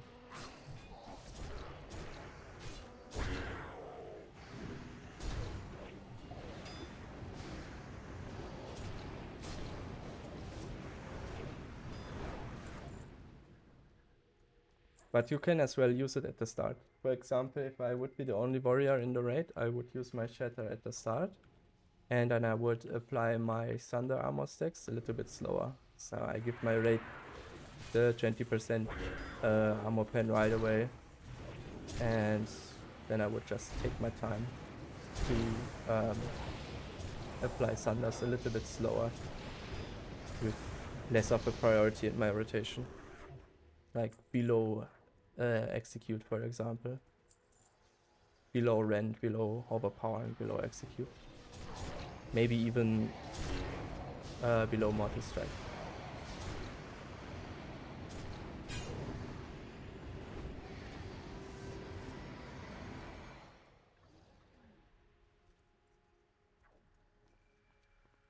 Do you always use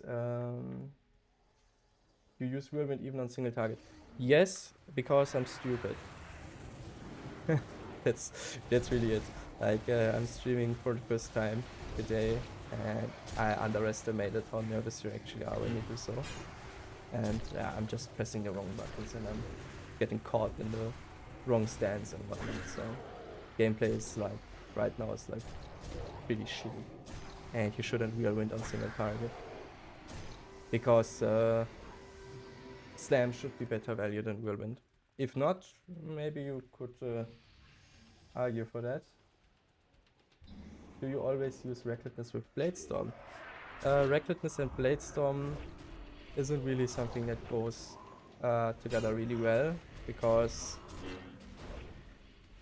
like not like if you attack 4 targets, or no, if you attack 3 targets with your blade storm and you use recklessness before that, all 3 hits are going to crit and your recklessness is going to be over.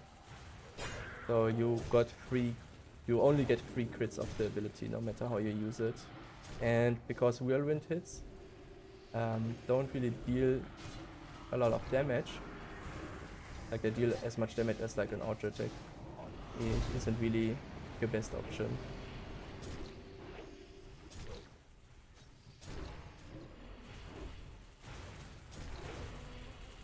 Why can't I cleave this thing too far? So yeah, hard hitting abilities with little crit chance are the best partners for your recklessness. Speaking of recklessness, yeah, there I have the macro for recklessness in my bar, but it wasn't keybinded.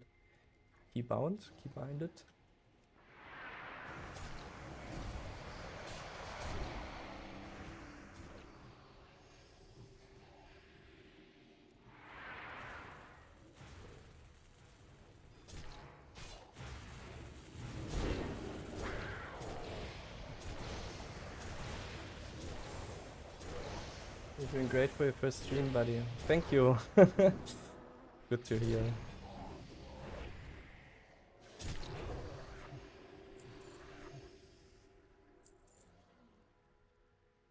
If you shatter at the start, do you do it after charge? No, I would just throw it before pull, like I would precast the shatter. Like use your potion on 1.7 seconds and then 0.2 seconds after this. You can use your shatter, precast it, and yeah, then you can charge in together with the shatter. And you can even think about throwing like your heroic throw as well at the same time. I can try to maybe demonstrate this on a boss. Amazing to see you streaming. Thank you. Yeah, I'm pretty excited about this, but also very nervous.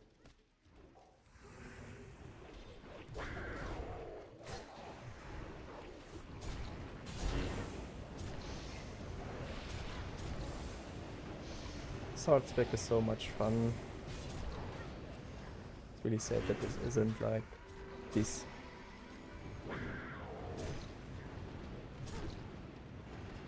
Like I honestly, I hope that I get Armageddon before I get anything else, so I didn't have a chance to play anything else with Sword spec.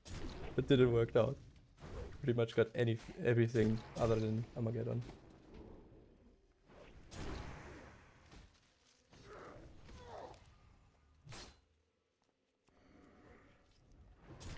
Oh, there's one more trash group.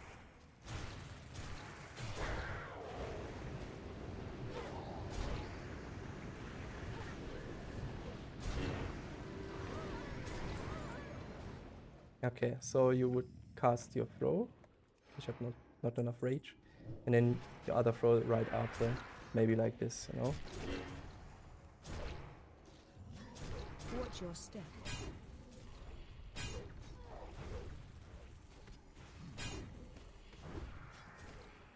Would I use my cooldowns before I throw both throws? I don't Watch know. your step. Maybe, cause those both of those throws, heroic and shatter, they scale decent on attack power. Watch your step. But then you would like lose 1.5 seconds from the cooldown uptime, which is also something to consider.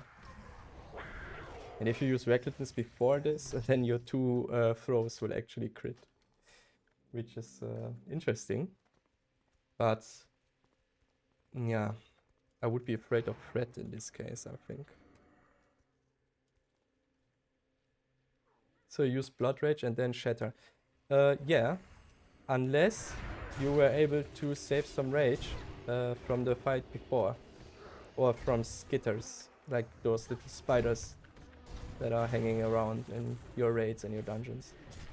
For example, for patchwork, there are like dozens and thousands of threads that you can use to get like 100 rage before pull, always, unless someone grieves you and kills them, which is like a lot of people laugh about that, but it's actually like if you have a warrior in your group and he wants to use the little skitters for rage and you kill them on purpose, yeah, it's just like active griefing, I guess. So you can tell your mates to stop that.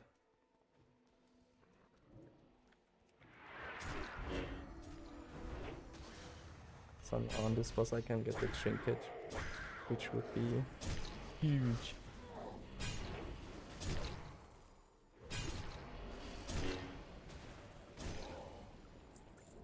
Preserve? Why? Ah, There's no truth in it. I did it again.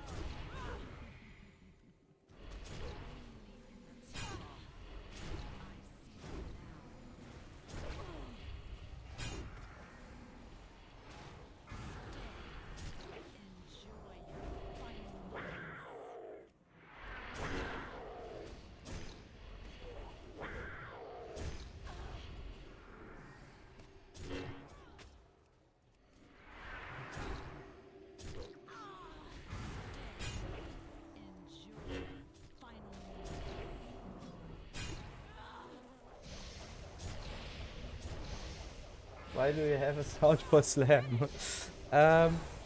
This is like the old school sound for slam. And yeah, I think it's a lot more fitting for the ability. I already have the spells, but I can use the shield. And someone like it was not the first person, but yeah, someone in my Discord asked like made a post where he like stated that he is really unhappy with this change about slam, and so I thought, yeah, why not make a Vigara that brings back the sound of slam? But the critters proc trinkets. That's true. So if you mash down one of those spiders or what, shortly before pull on patchwork, and you get a proc,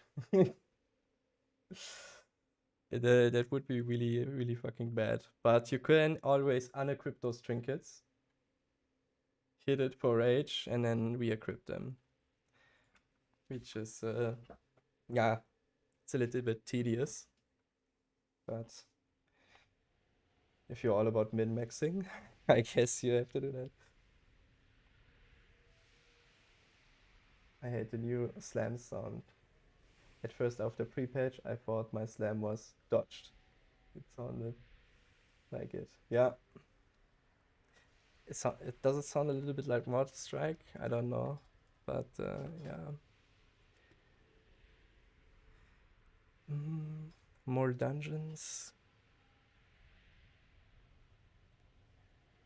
Drug Tower on Keep. There's a trinket for me. So this is a good address. Lightning, of course, the Axed that I don't really want to have. If it drops, I feel like forced to use it. I don't think I actually will. Because yeah, when I tested Axe versus Sword, they were similar.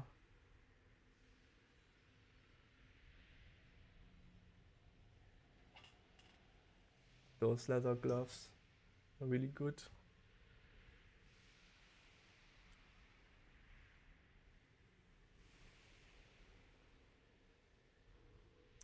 I think it's also time to spend my Valor points for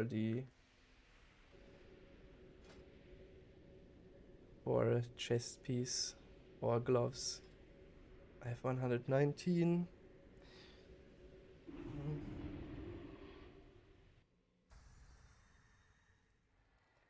Have you tested kebab yet? No, I did not.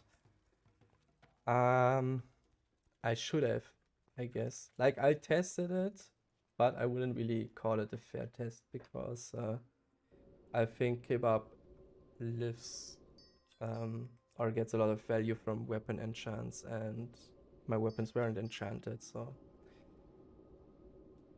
But it didn't, it did not well. Like when we had this high weapon time for a short time, I thought this could be very good for Kebab. Because obviously you get a shit ton of fiery weapon procs with Kebab. But yeah, sadly they fixed this interaction. What do you seek?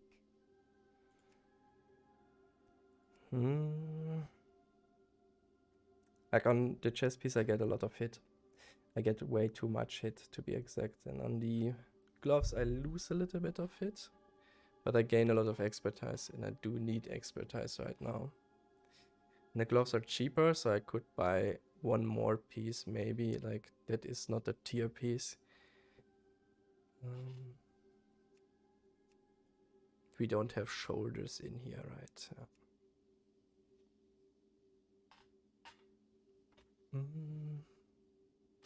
Yeah, let's get the... but I still have this stupid heirloom chest. Is there any chest that I can get that is like a little bit better than this? If yes, I would do this instance first.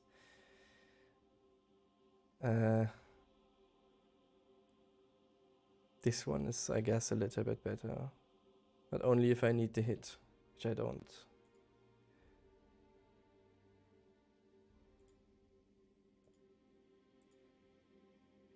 That's awkward. And then we have those haste shoulders here, which are like, yeah, haste.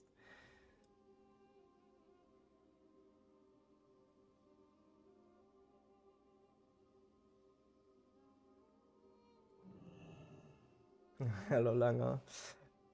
What's up? Old Kingdom chest. Okay, is there a nice thing? Let's see. There are as well some... Ooh, those leather shoulders are huge. Okay. There is expertise. And they are a real item that I can actually enchant.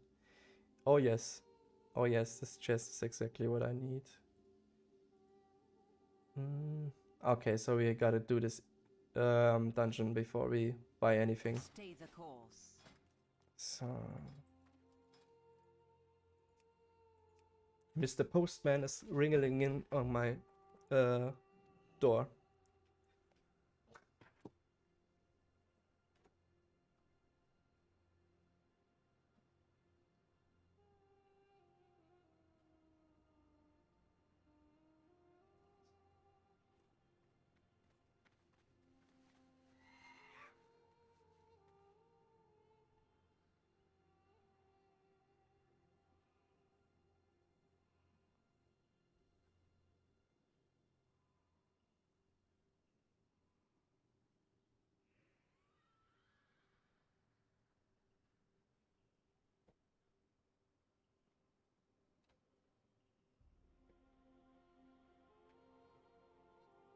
It's my HelloFresh stuff just came in.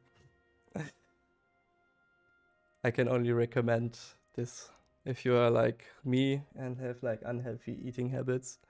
You can break out of them by using HelloFresh. Okay, Old Kingdoms. My Finder is bugged again, so gotta relog.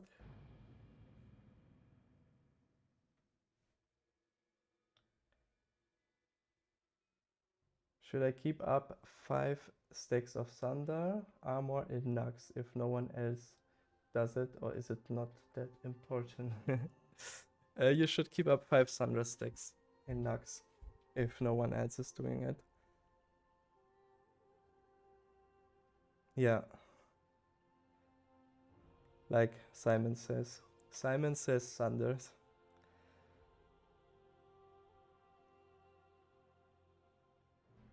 Have you ever tried Kebab Warrior in Rough? No, I did not. Not really, at least. No, I didn't give it a fair chance, in my opinion. Let's just ninja invite some people here.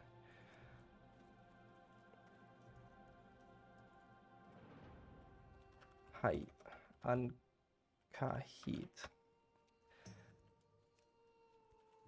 A warlock. There's expertise on the shoulders, so I don't expect the hunter to roll on them.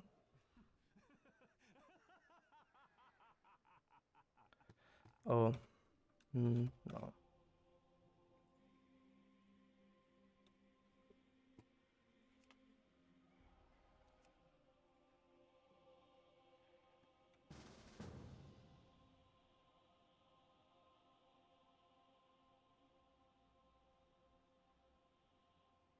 Yeah, Kebab did well on like the private server, right?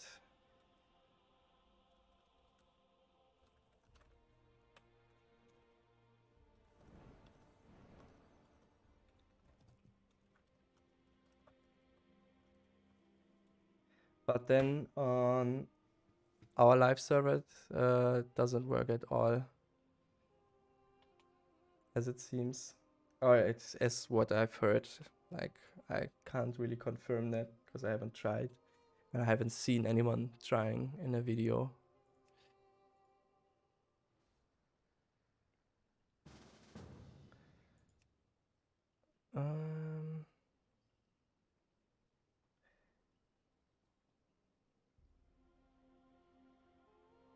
Oh, that's some döner yesterday. Yeah. That's yeah. Exactly what I mean. I like, if I don't use like HelloFresh, I don't know, I have like basically Asmongold's diet, yeah, like this pretty much. Okay, the Pali said or was cute as tank as well. Oh Jesus, this is confusing, like writing in Germany, speaking in English. And I'm not like the fittest person in languages whatsoever, so this is some good training.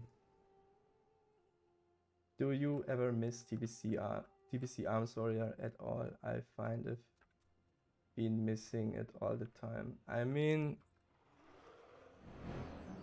there will never be something like TBC Arms Warrior in World of Warcraft ever again. And yeah, the uniqueness, if you want to call it like this, is just insane.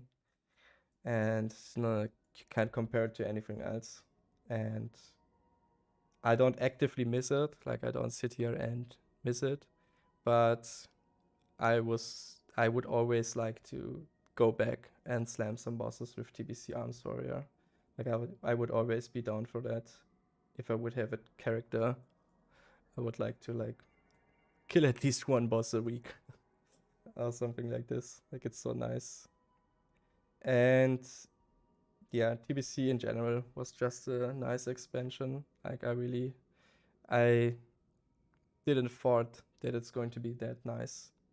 I played back in the day. I started playing in TBC, but TBC was already like 1 year old at this point, and I was like not really playing. I was using like one test account after the other, like these for free accounts that you can level to level 20. I was just using those for like a year or so, and then What's of the Lich King came out, and then I started playing as a super casual, basically. And yeah, TBC, super unique expansion. Added a lot to the game, but didn't really took too much away, if that makes sense.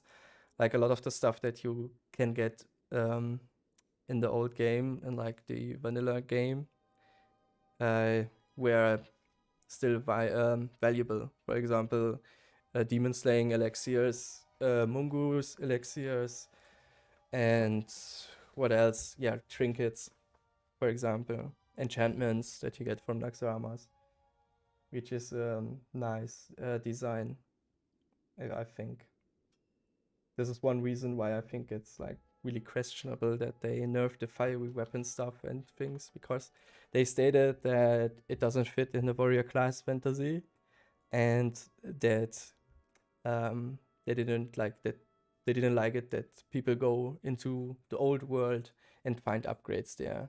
But yeah, I heard from some people. I heard that particular because of this TBC was pretty nice, because the old world was still relevant.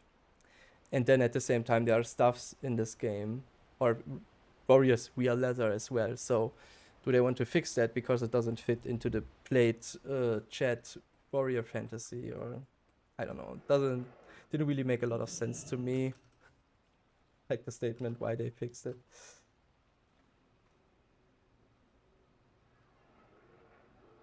Yeah, yeah, like it's like they just pulled the statement out of their ass, I think.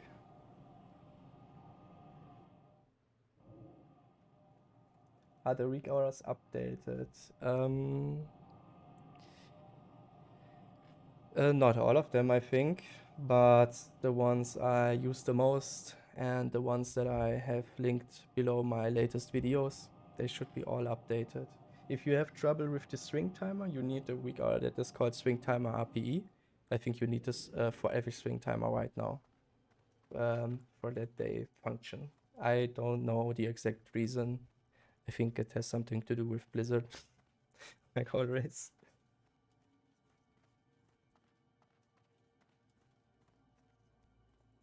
Just don't play on German server. Yes. I want to level up my Gehenna's Warrior as well, because I think it's more interesting, and I think more of you could like actually join me in game if I play on Gehenna's than I would like on Venoxus right now.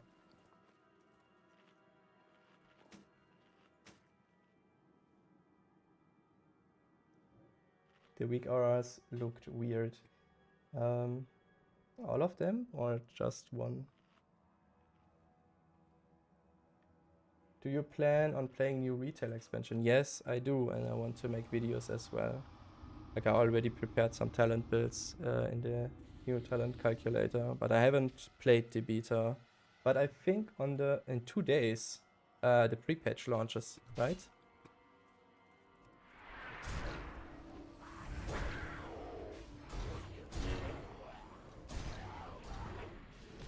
If I'm not mistaken.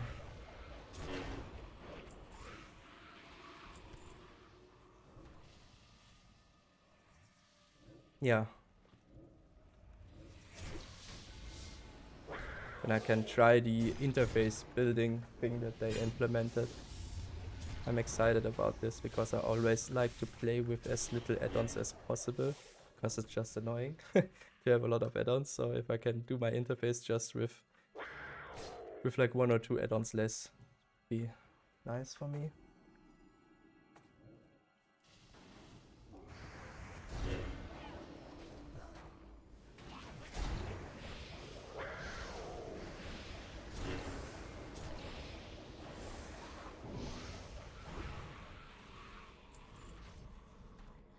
The rent and overpower one, the tick ranges were scuffed. Oh really? Like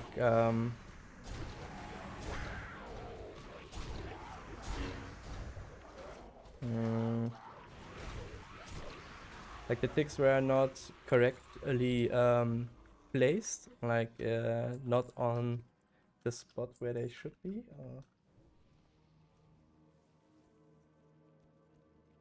I'm playing default UE in retail now. Nice.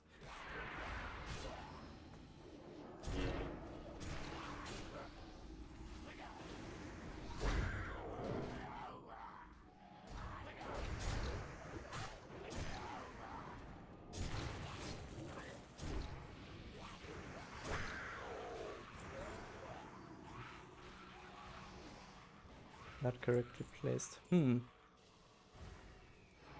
I heard it for the first time. I don't know why this is actually the case.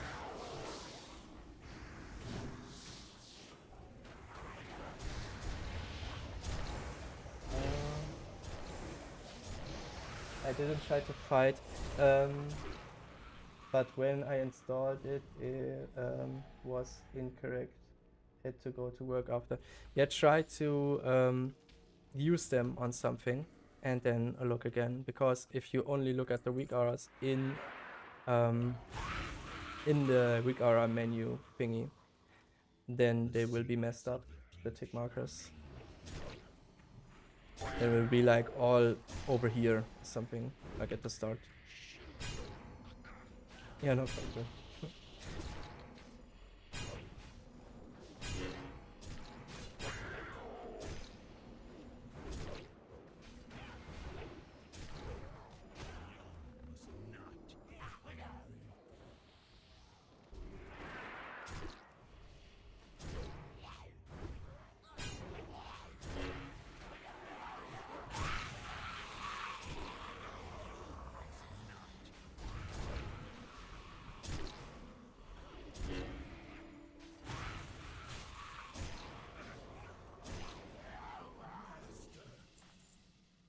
That's not it. I think he dropped the shoulders.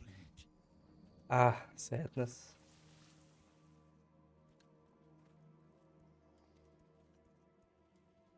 So on trash you don't rent and just stay berserker and whirlwind. Yes, I would.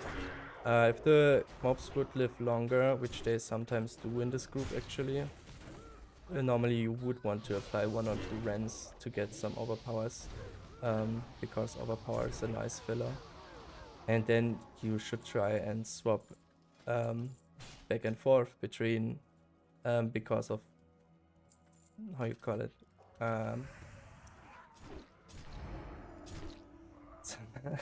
thunderclap and whirlwind.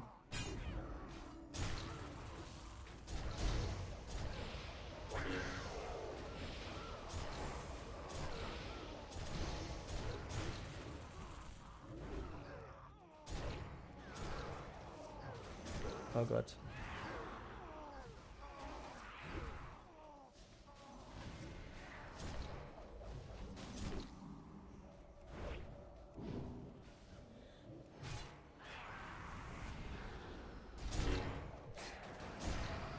There you saw the sweeping strikes thingy duplicate the 5k hit, which was really nice. Which is really nice.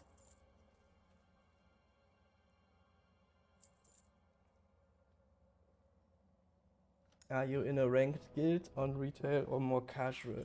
On retail I always play with like the same guys, and yeah, most of the time we play like more casually. I mean, what's casual? I think the highest you could expect would be like Mythic plus 20 for what I'm doing right now. And like on raids, we had a time where we like raided quite good on Mythic, but yeah, not like world class or anything. But I would be up to if if I am like having a lot of fun and I want to be competitive. I think I would try find something.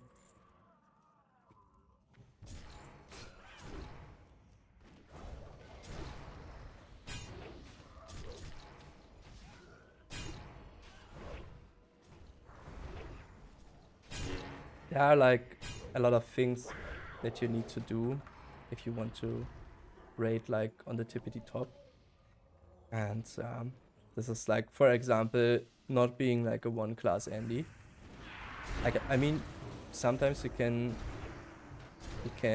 yeah, get away with that, but a lot of the time you need to be flexible and need to like swap your class if your class is shit. And this is something that I don't really want to do. Like, I don't want to swap away from my warrior because it's not as good right now or something.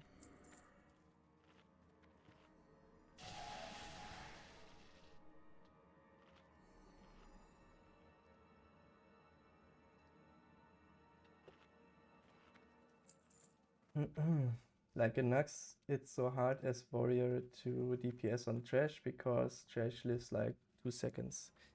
Um, yeah, it surely doesn't really benefit you if they live like for 2 seconds. Ideally would like be 8 seconds, right? So you can have a little bit of, or 10, so you have a little bit of an opener, and after this you have like some seconds to cast Blade Storm and then finish. But a lot of the groups, yeah, die very instantly.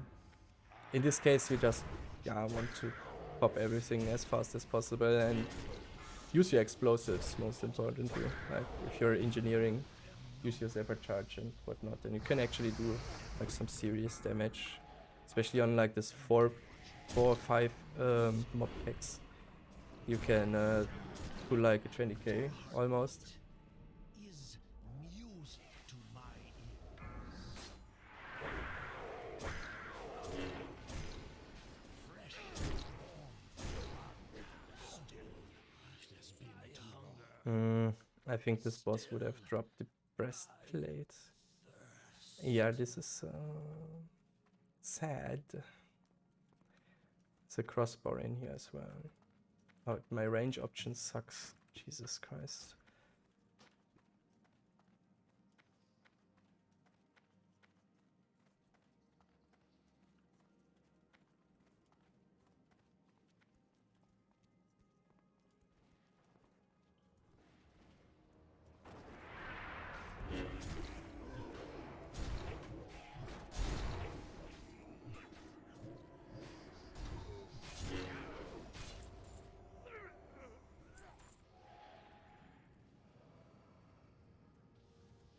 Big pulls before patchwork feel very nice.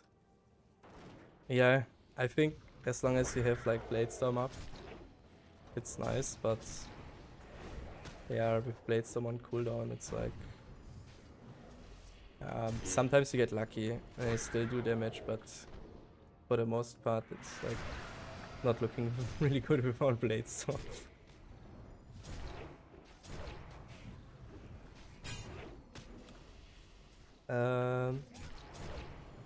Moin, do you have a trash spec with whirlwind or just imp thunderclap?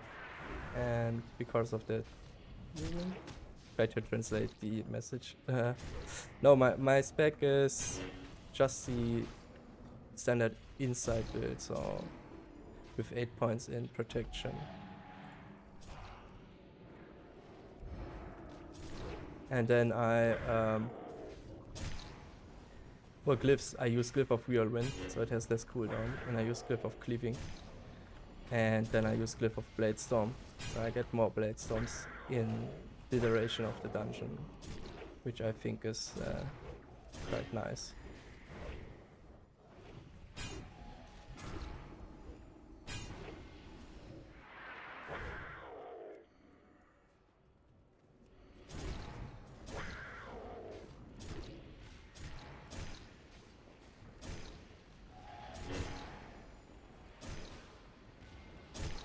I should have reapplied rent. Okay, the cross. Oh no, there's a hunter in the group. I hope he doesn't need the crossbow. What's his name? No, he greeted. Okay, nice.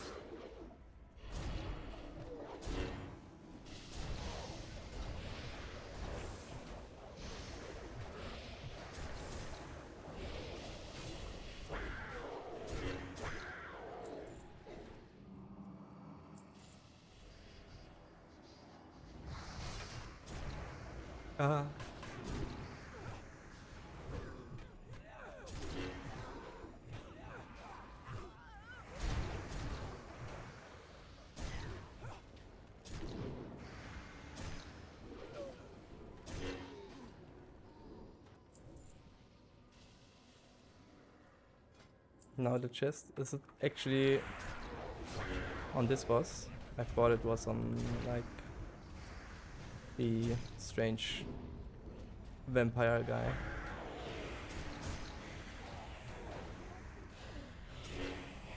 Yeah, it was on the vampire guy. On this guy we have the axe that I don't really want to use, sadly.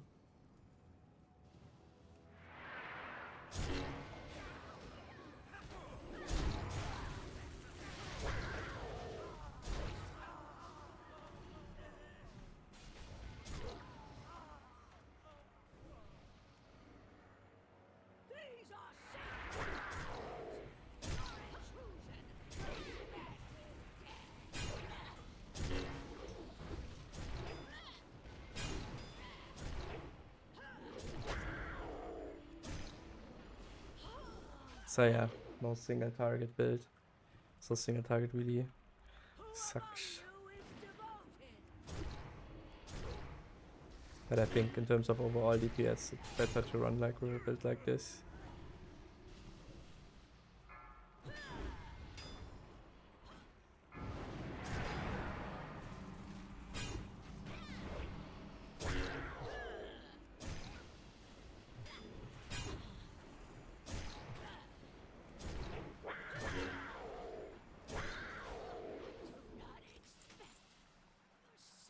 Mm-hmm. To go unpunished.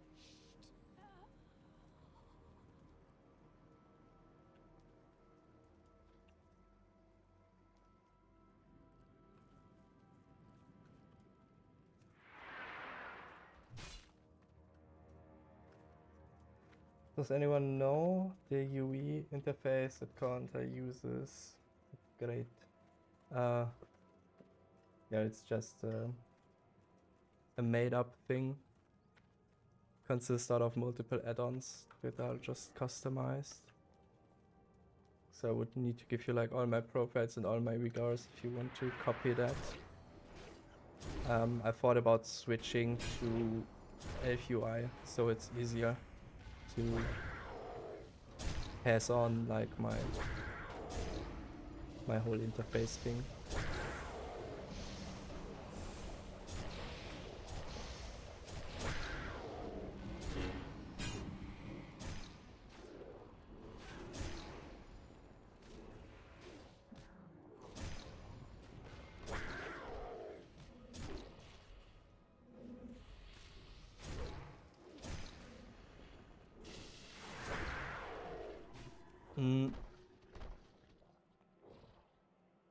Did you sell any halls of stone carries for gold yet? No, but I thought about doing carries, but I'm a little bit afraid to get reported because some people really don't like the idea of boosting, and so they report everyone they see in chat. But I see actually a lot of people advertising, so maybe it's not that bad. So this boss you can... Uh-oh. Oh no. You can use your sweeping strikes a lot earlier. I was about to say, but I got distracted.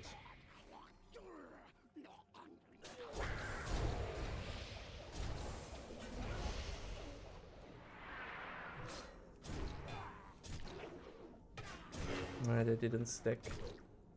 Nice.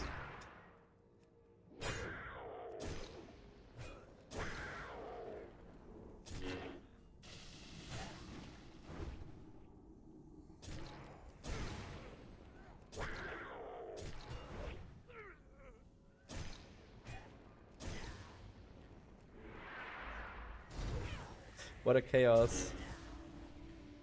Stick.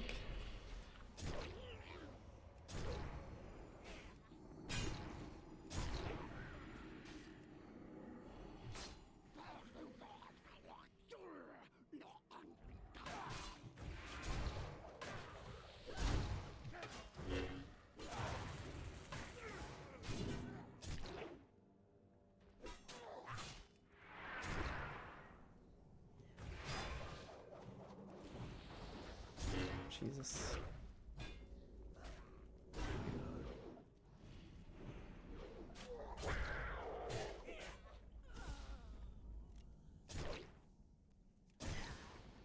This is the most difficult time I have ever had on this boss. Did something.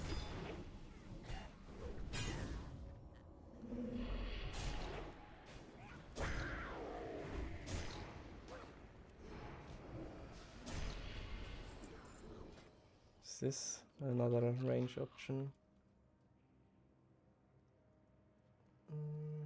No.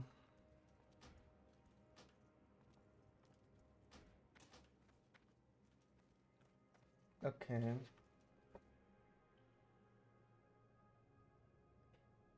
How it plays on the Noxus, and it's nice. You have no queues, but you always have someone to play. Pretty good balance, I think, as long as you hard, because it's obviously a hard favorite, like population-wise. So,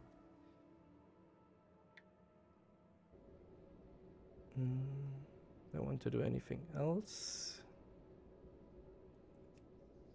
No. Wait, do I have the quest to burn the stuff, the thing?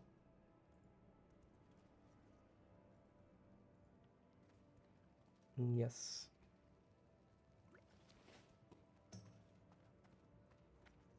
Only 5% alliance on the Noxus. Oh dear.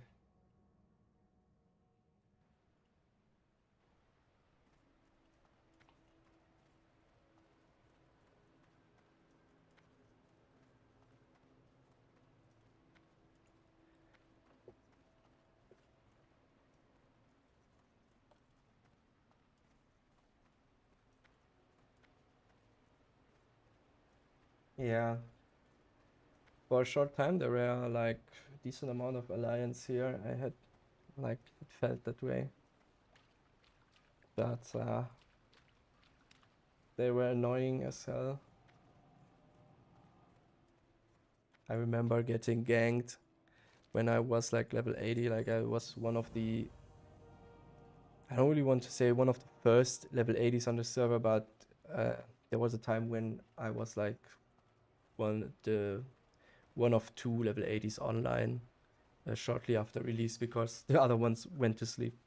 And yeah, I got ganked by a bunch of level 78 alliance, like swarmed. I thought, I bet they thought it's like really cool to gank a level 80. Get your first kills on a level 80 with level 78. Nice.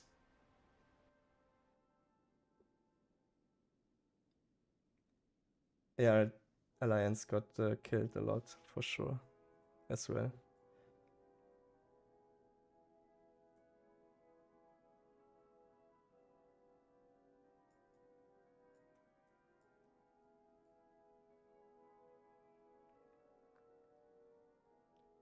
Yeah, if you come home from work and then you have to queue a couple of hours to get even into the game, and then you get ganked after this when you're finally in game, it doesn't sound like a great time.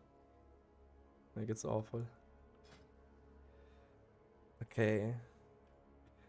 So yeah, there's still the trinket in Taron Keep. Yes. There even is another breastplate that is at least a little bit better than what I have currently. Yeah, if you need the hit, that is. Then we have the trinket.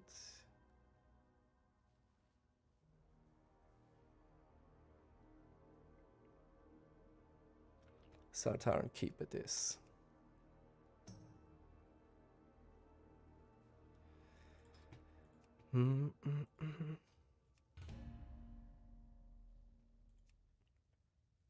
Like this one. Taron Keep. Oh.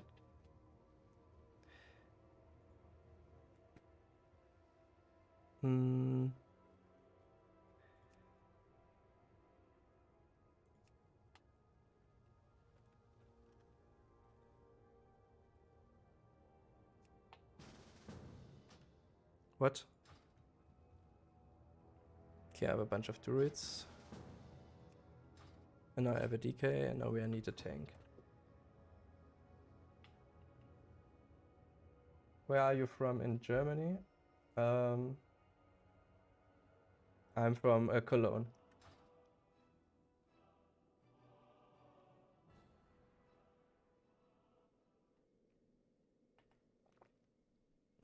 Last raid, did you play MS back with Talent, MS, and Glyph? Last raid on my main, I played Inside, so 8 in protection. I had 3 out of 3 in improved Mortal Strike. And for glyphs, I used Glyph of Mortal Strike, Glyph of Rend, and Glyph of Execution, or Glyph of Rending, I think it's called. And I think that's a really good build. Oh, okay, can you... okay, the thing was bugged. It showed he's level 78. Yeah, I think it's a really good build because it feels round, you know, like it feels right, if this makes sense. Like you keep your MS on cooldown, you can get off all your execute procs because you have enough rage with decent gear and buffs, and you can fill the gaps between this with like slam, and you still have enough rage to use a decent amount of heroic strikes, but not like as many heroic strikes as you would like. Like you need more heroic strikes for a Glyph of heroic strikes to be worth, I think. And yeah, because I don't really struggle with rage, I struggle more with spending my rage. I thought that increasing the damage that my abilities do is going to be better than, yeah, getting more rage or getting rage back from like heroic strikes, crits, from heroic strike crits.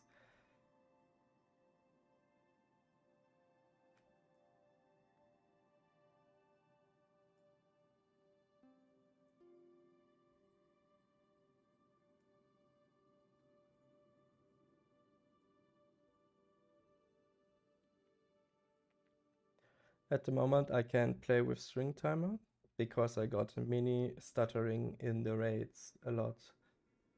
Oh, that sounds awful. But you are not the first person that I hear like has this problem. I do more damage just filling slam after the procs, and it's working fine. Didn't expect that. Hope will be fixed. Cause logs are very decent for that. Yeah, this is because it's actually not bad to just spam basically slam and heroic strike. Like actually it's like the suggested playstyle, I think, from at least one guide video that I saw. And yeah, I tested this playstyle out as well, and it's really not bad, but I tend to do just more DPS with the MS playstyle, so I stick to that. Maybe because it's way easier to play, and this is because it deals more damage on average if you use the strat on like all players, but I don't know.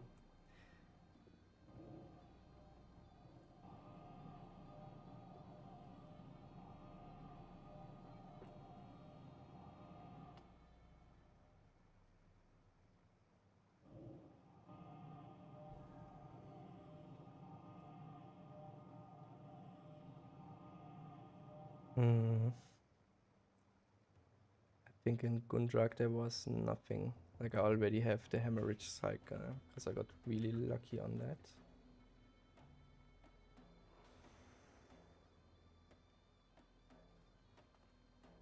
The pants I cannot really use either. The chest piece isn't that great.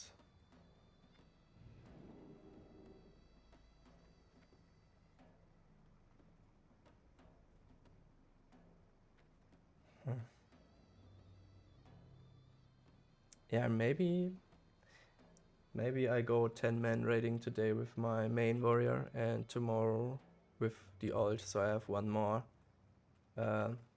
heroic instance ID where I can get more emblems and better gear, because I want to go with these heirloom items into a raid.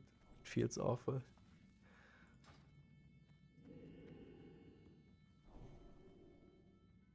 How was Oktoberfest this year? I don't know.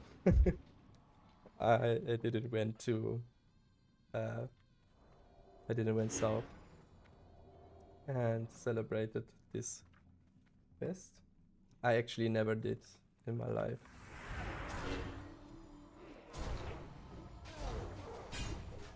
I have like, oh god.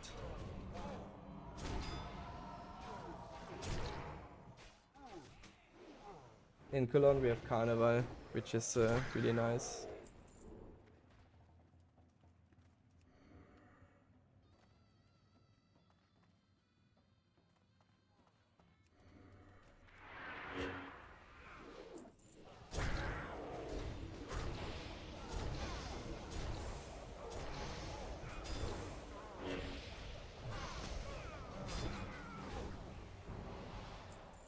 I think I have to be careful with this tank. Yeah, he has 19k HP, okay. I think he just dinged.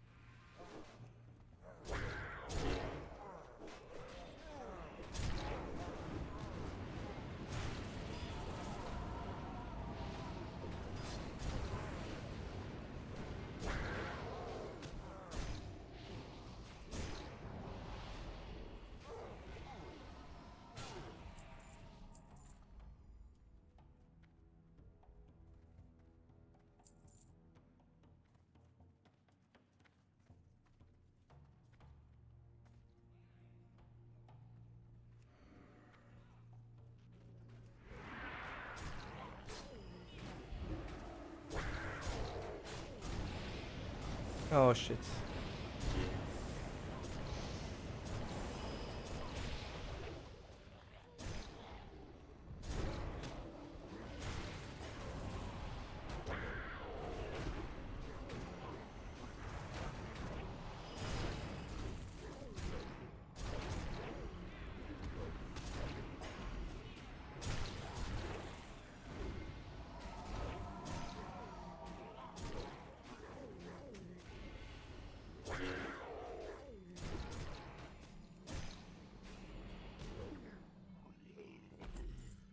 There's no local events countrywide.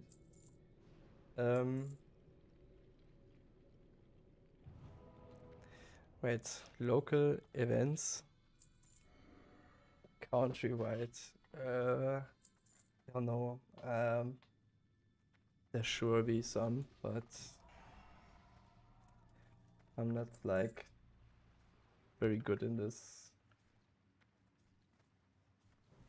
In knowing about those kind of celebration stuff, so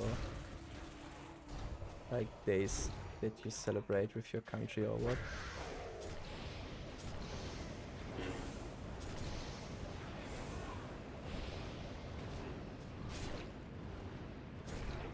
Gamescom, yeah.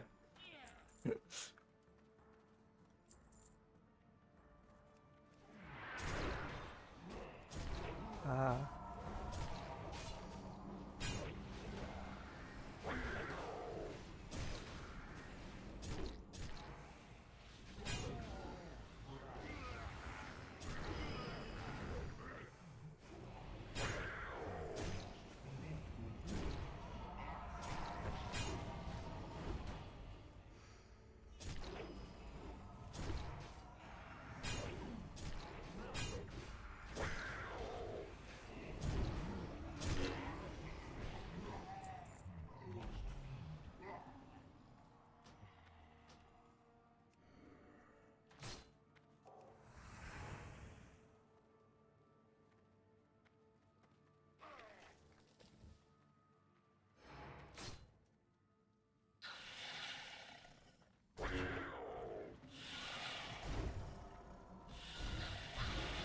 Okay.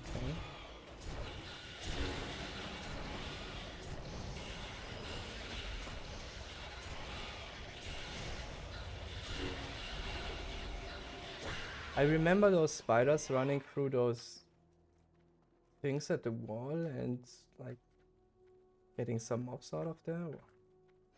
Is this not a thing anymore? Is this bugged? I don't know. I always wonder.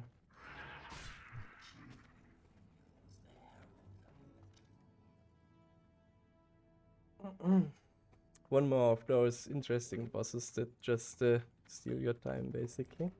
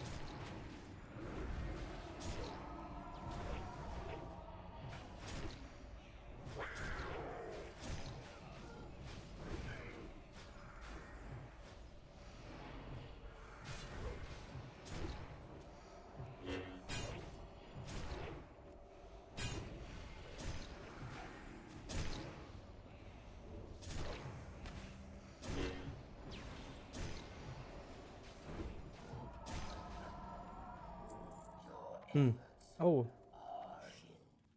Nice.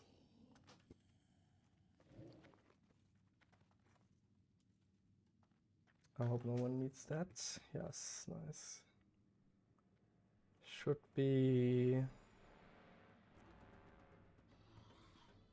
Yeah, I think I need to enchant this. Or need the hit. I think I'm hit capped for heroics, so I don't even know if the item is better in here. Well, I think I'm just going to use it. How much crit do I lose? I actually gain crit, never mind. Then it's better for sure.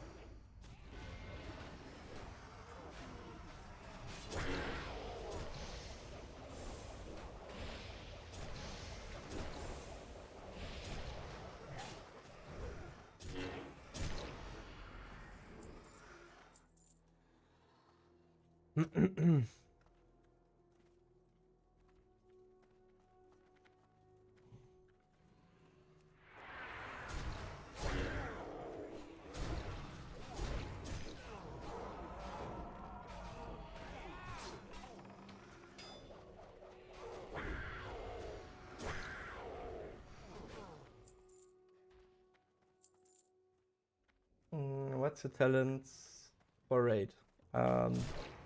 Just your standard inside build with 3 out of 3 in improved MS right now. I think on low thap, I think would be better. Execute build would be a little bit better, I guess, because the extra crit chance on heroic strike isn't really doing a whole lot if you have 100% right. So yeah. This would be the one boss where I think execute build is better for sure. But yeah, on the other bosses, I think inside is better.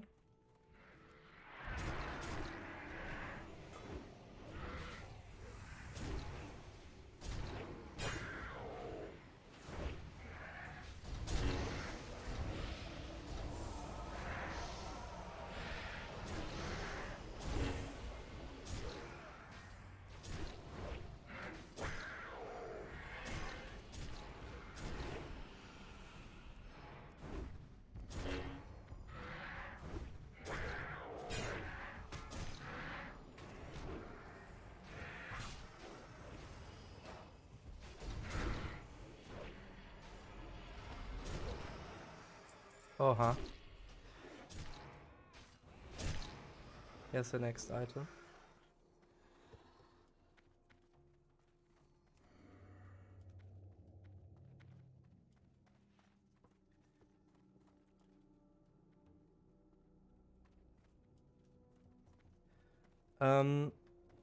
It's both 3 out of 3. Insight and MS. And for this, I think you can only put 1 point into weapon mastery. So you gotta have like some expertise on your gear.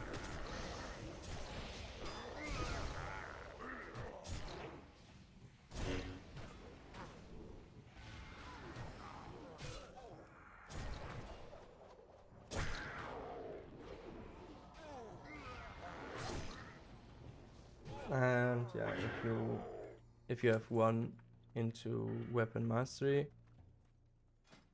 you need 5.5% parry and dodge reduction in raids,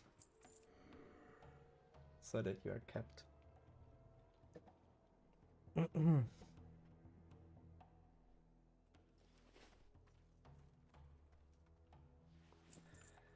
actually starving to death. So I think after this dungeon, I'm gonna have to get something to eat.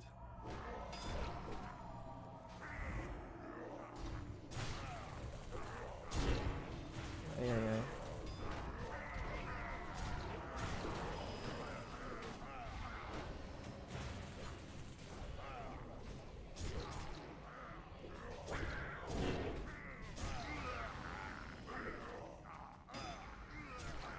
And then, yeah, I don't know if I'm going to raid today with this char, but today I'm going to raid with my main char in 10 lands. So yeah.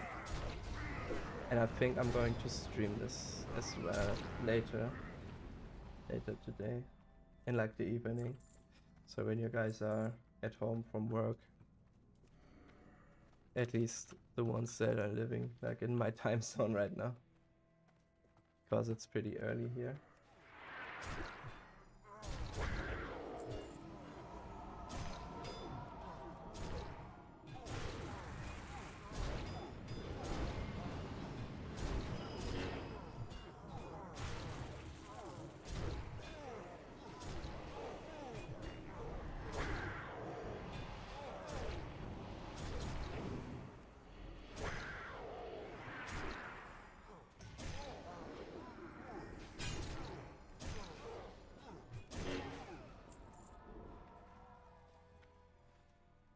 I think we already got a tanking belt. Did we?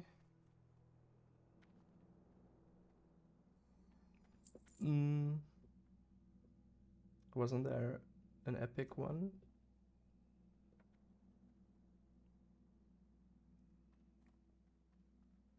Nope.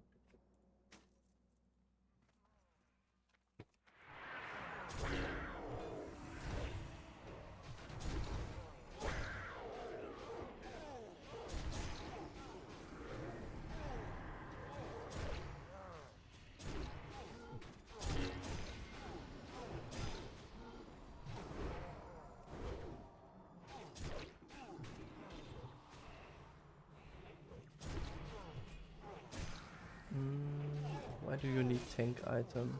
I don't actually need. If you need, I don't need.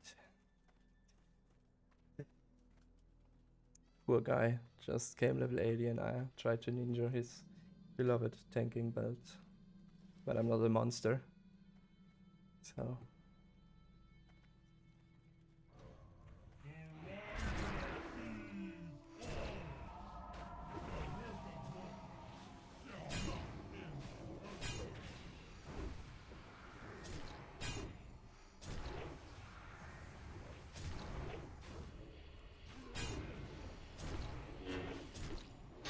Nimm dich mal.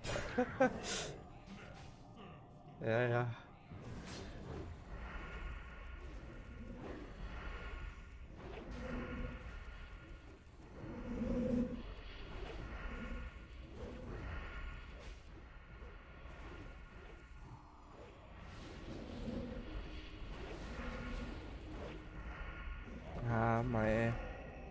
action bars are hidden.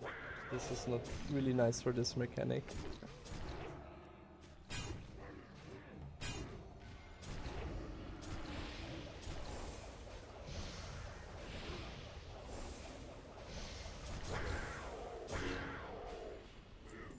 Okay. One more tanking item, 2 more tanking items. I bet he needs both of them.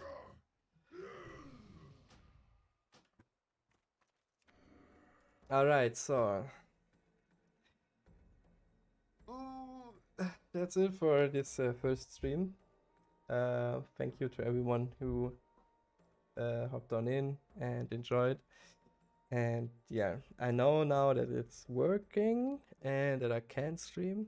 And yeah, now I just have to make like a schedule, like when do I want to stream, what do I want to stream, things like this, and where do I want to stream, because maybe we are going to go on Twitch in the future.